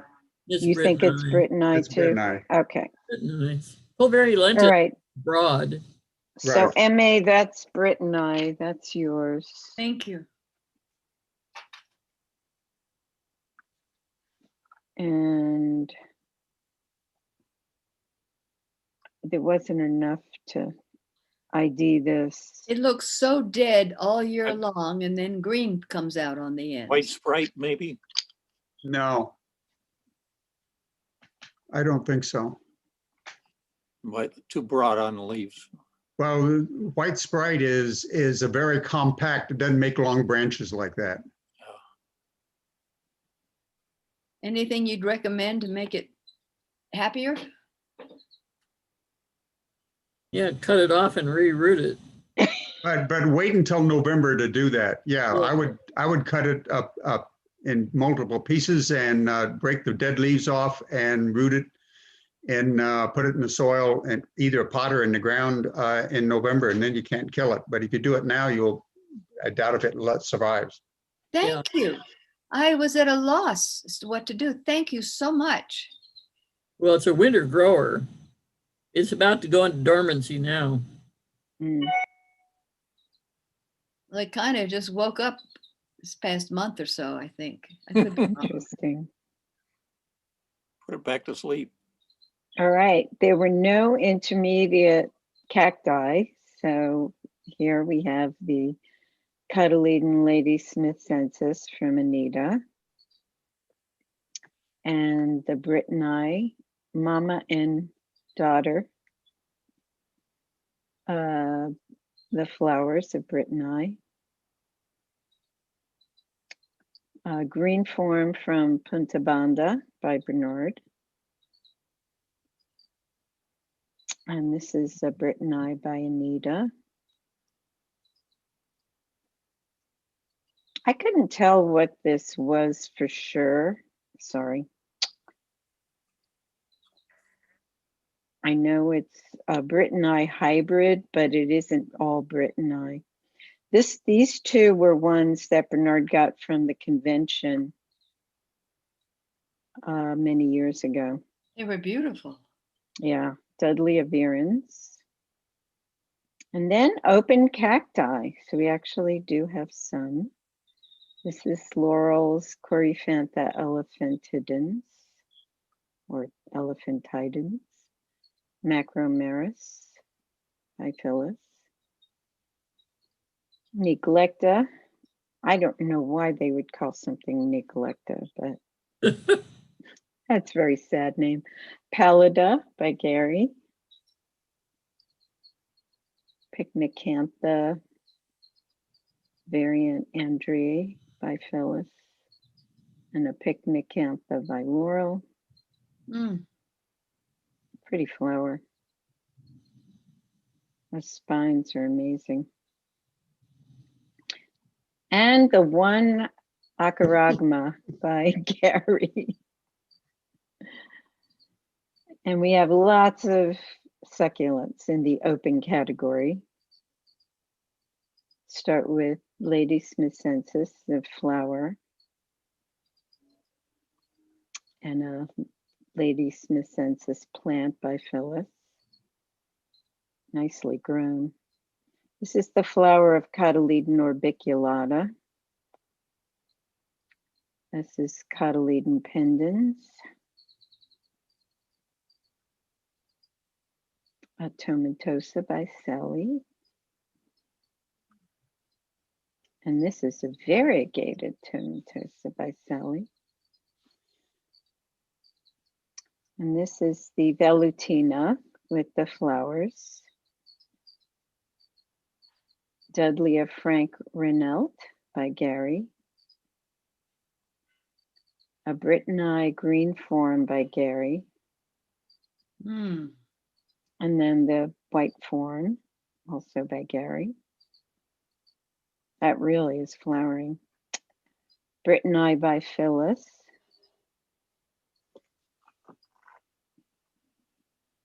Brittany by Laurel. Is that in your yard, Laurel? No, it's at South Coast. And that's a close-up of that plant. Beautiful. Really nice. This is a Cespitosa I took at SLO when we were at the convention.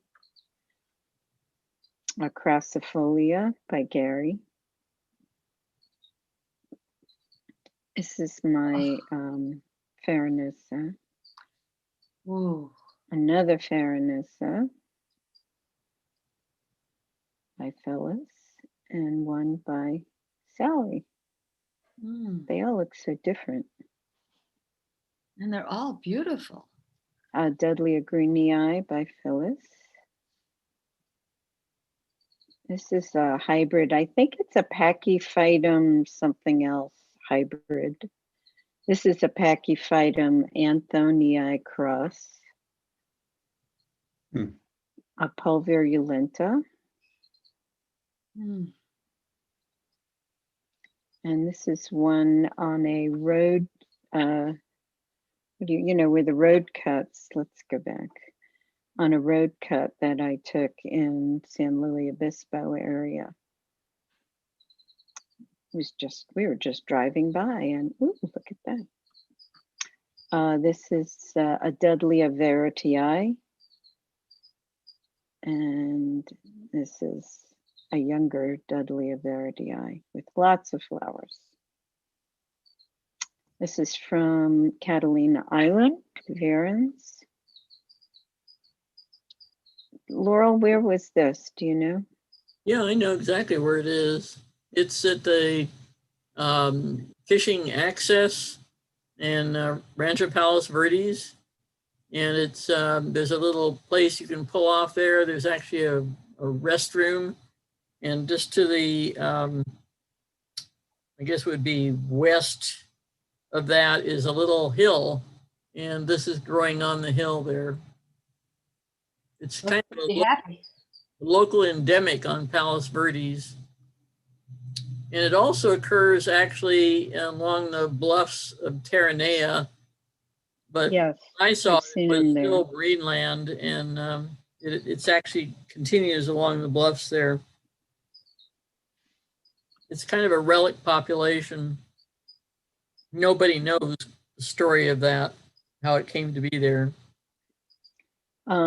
This is also in PV over by White Point that I took this. Also great flowers. And that is it. Thank you all. Good for job. sharing getting your better. plants. What? I said the photos, some of the photos are getting pretty good. They're Yeah, better as we do this. yes. Great photo show. Thank you for pulling it see. together, Maria.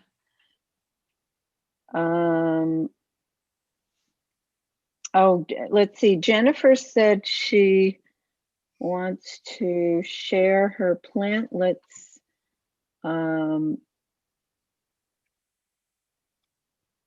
of her Kalanchoes. She has several varieties. If you go to the chat, her email is princessgadget@gmail.com. And Scott,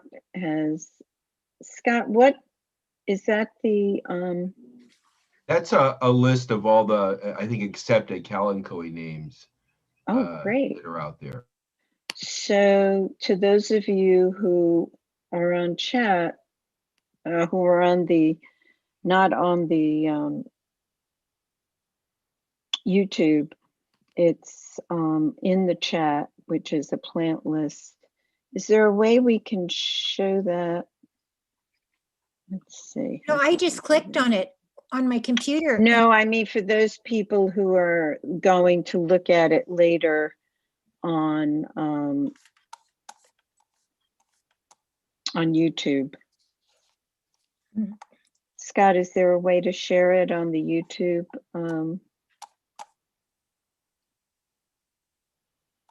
Video? Oh, I'll try and figure that out. Give me a couple minutes to think on it. Okay.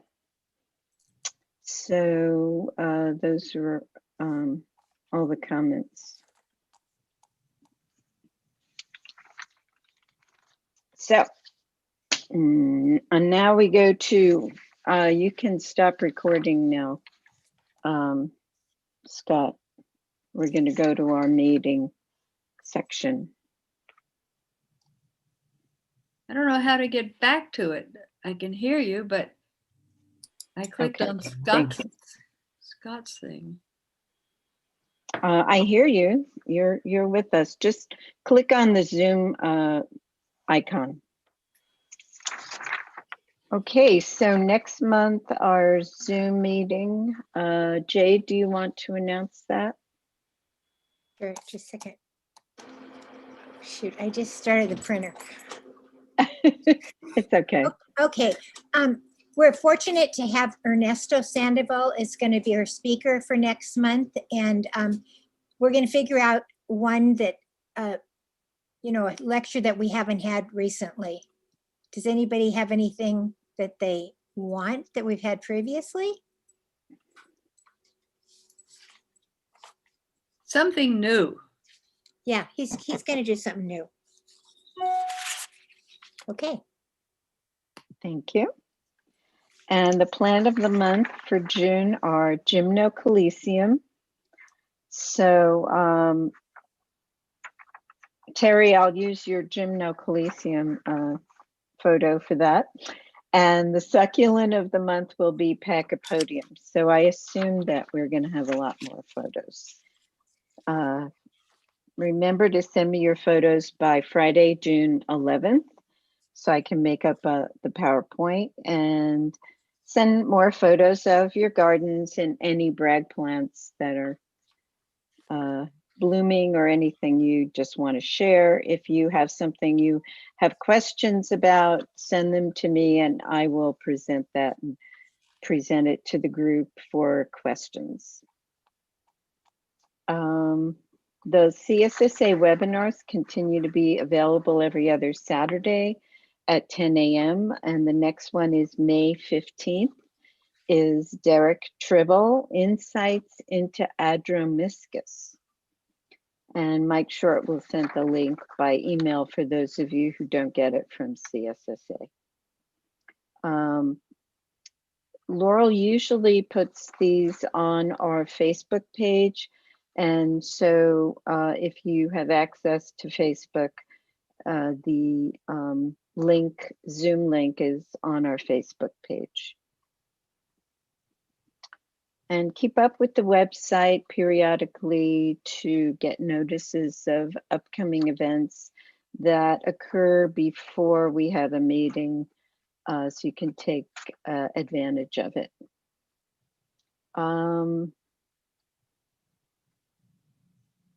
Reports, last month's minutes were posted. I wasn't there, but the only correction I have was it was written that the treasurer's report was March 2021, and that should have read April 2021. Are there any other corrections to the minutes? And then we will accept them as with that correction. Bernard, do you want to give your treasurer's report? Yes, we have $11,582 this month. Last year at this time, we had $12,959. At this time, we are not collecting dues. I've received a couple applications with checks in it for dues in it, and at this time, we're not going to be cashing those. We will put it in the newsletter when we are again collecting dues. That will probably coincide with when we have meetings. Bernard, are you talking about new members or are you talking about renewals? Renewals. I think Judy was the last that's done that.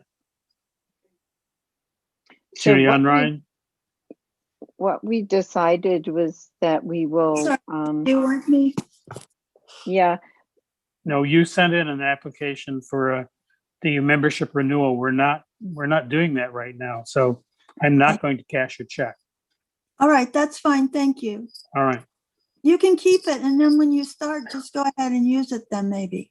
The dues may change. All right. So Well, then okay, I'm sorry, just tear it up then. All right. Thank you, Judy. okay, so probably when we do start collecting dues, if we meet before January of 2022, it will carry forward for the entire next year, and it will probably go up to $20 per year.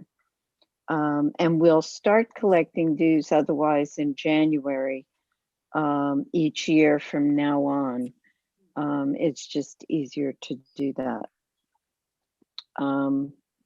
Anyone who is a new member who has sent in a check will be credited through to all of 2022. Okay? Yep. Great, thanks, Bernard. Any other announcements? Anything to share? I want to share with, thank Bernard for the Zoom glasses he sent me following my cataract surgery.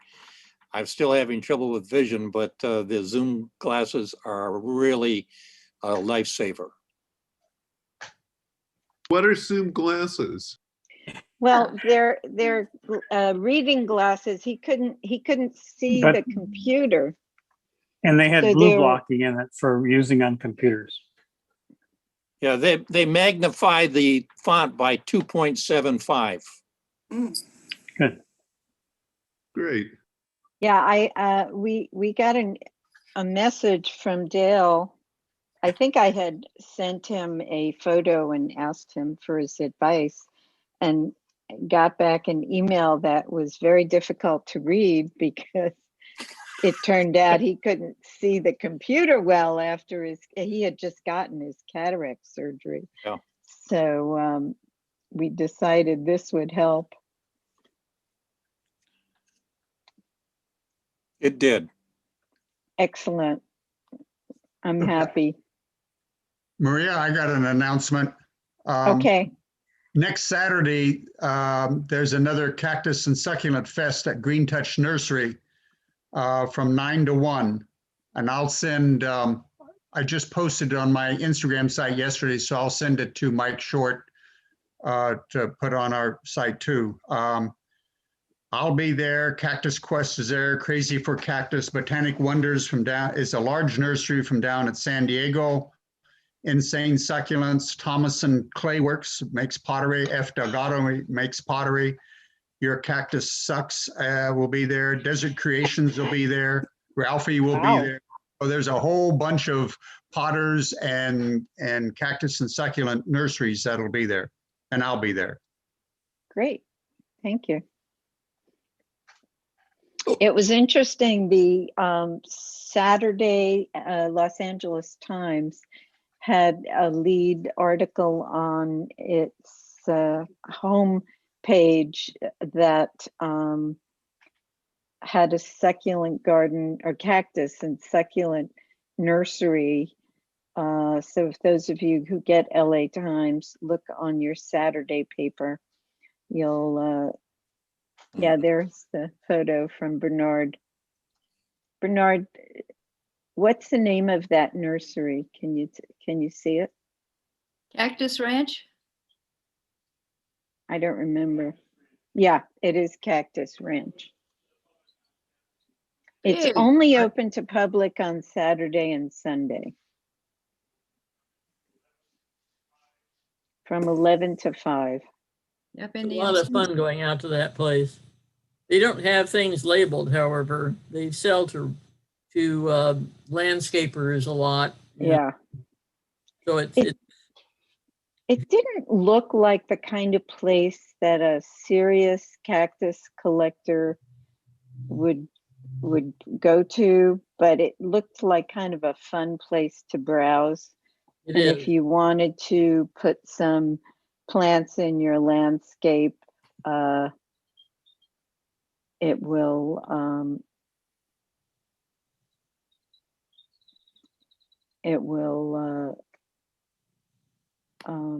it would be a good place.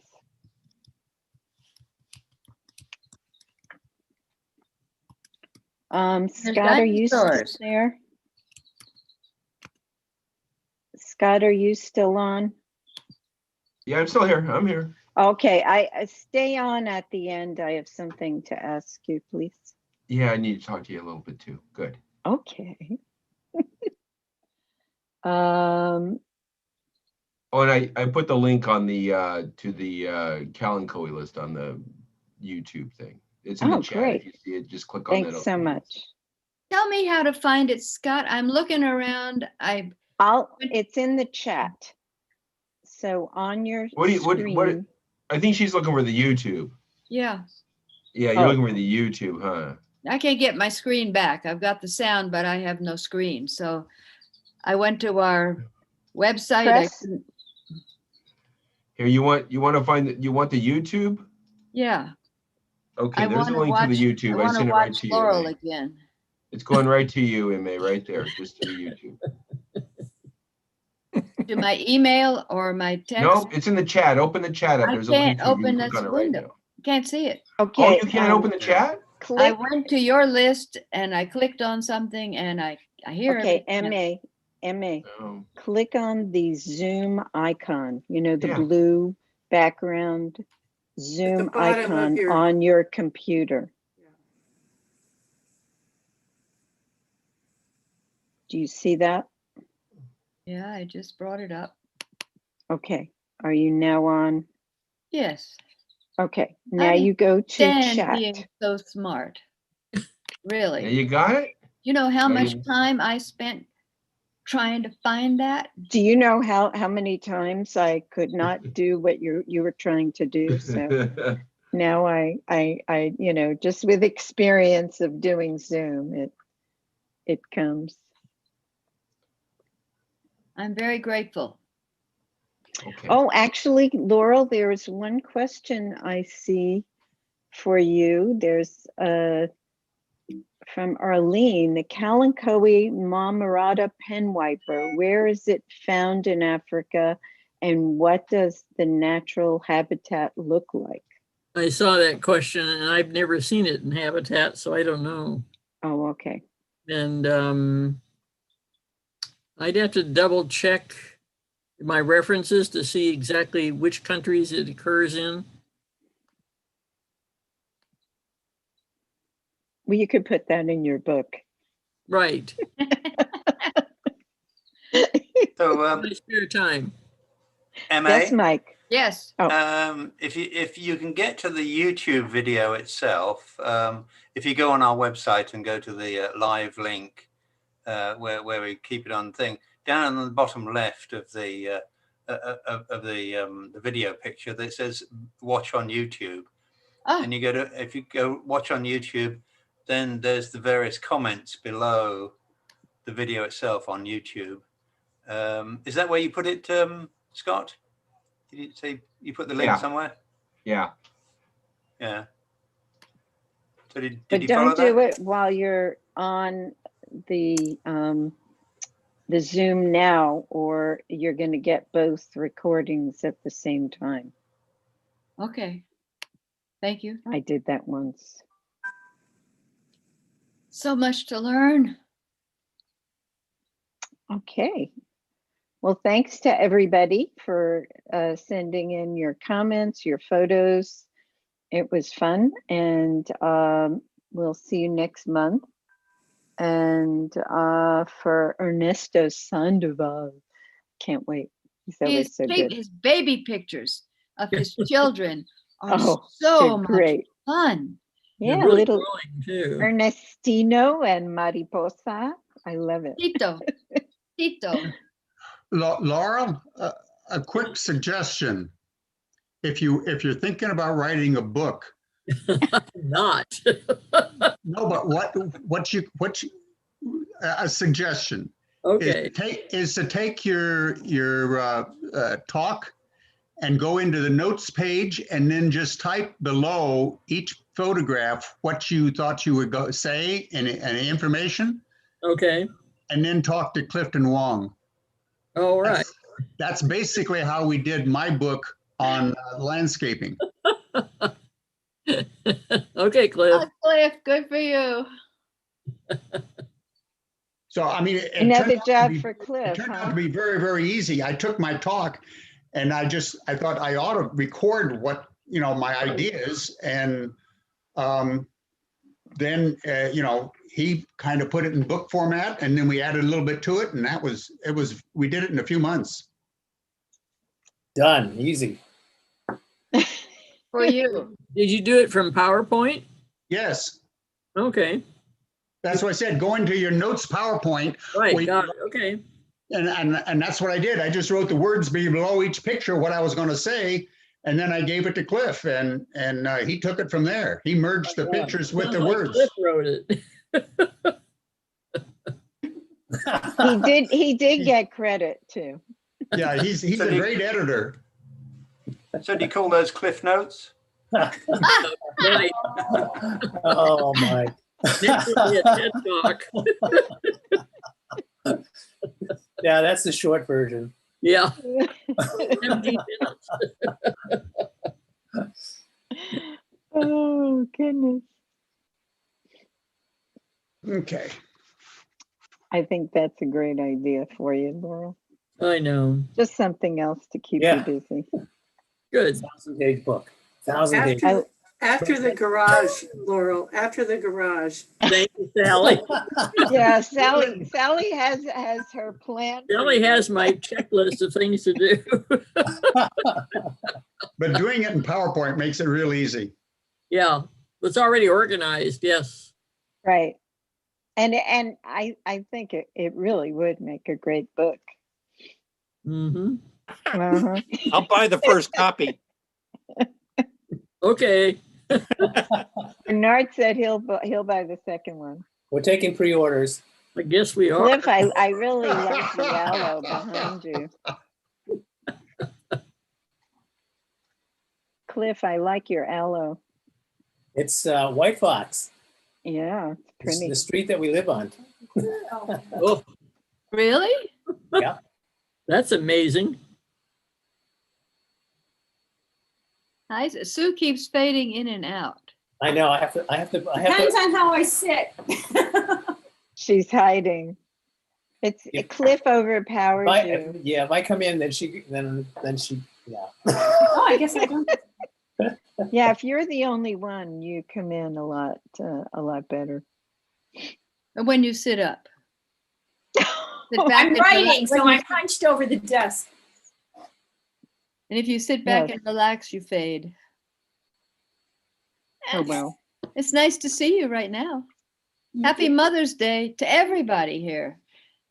Everybody had a mother or is a mother. We all had a mother. That's Hopefully for we all sure. have mothers. We can always look back Yeah. and honor that way. Oh, dear. Are we done, Maria?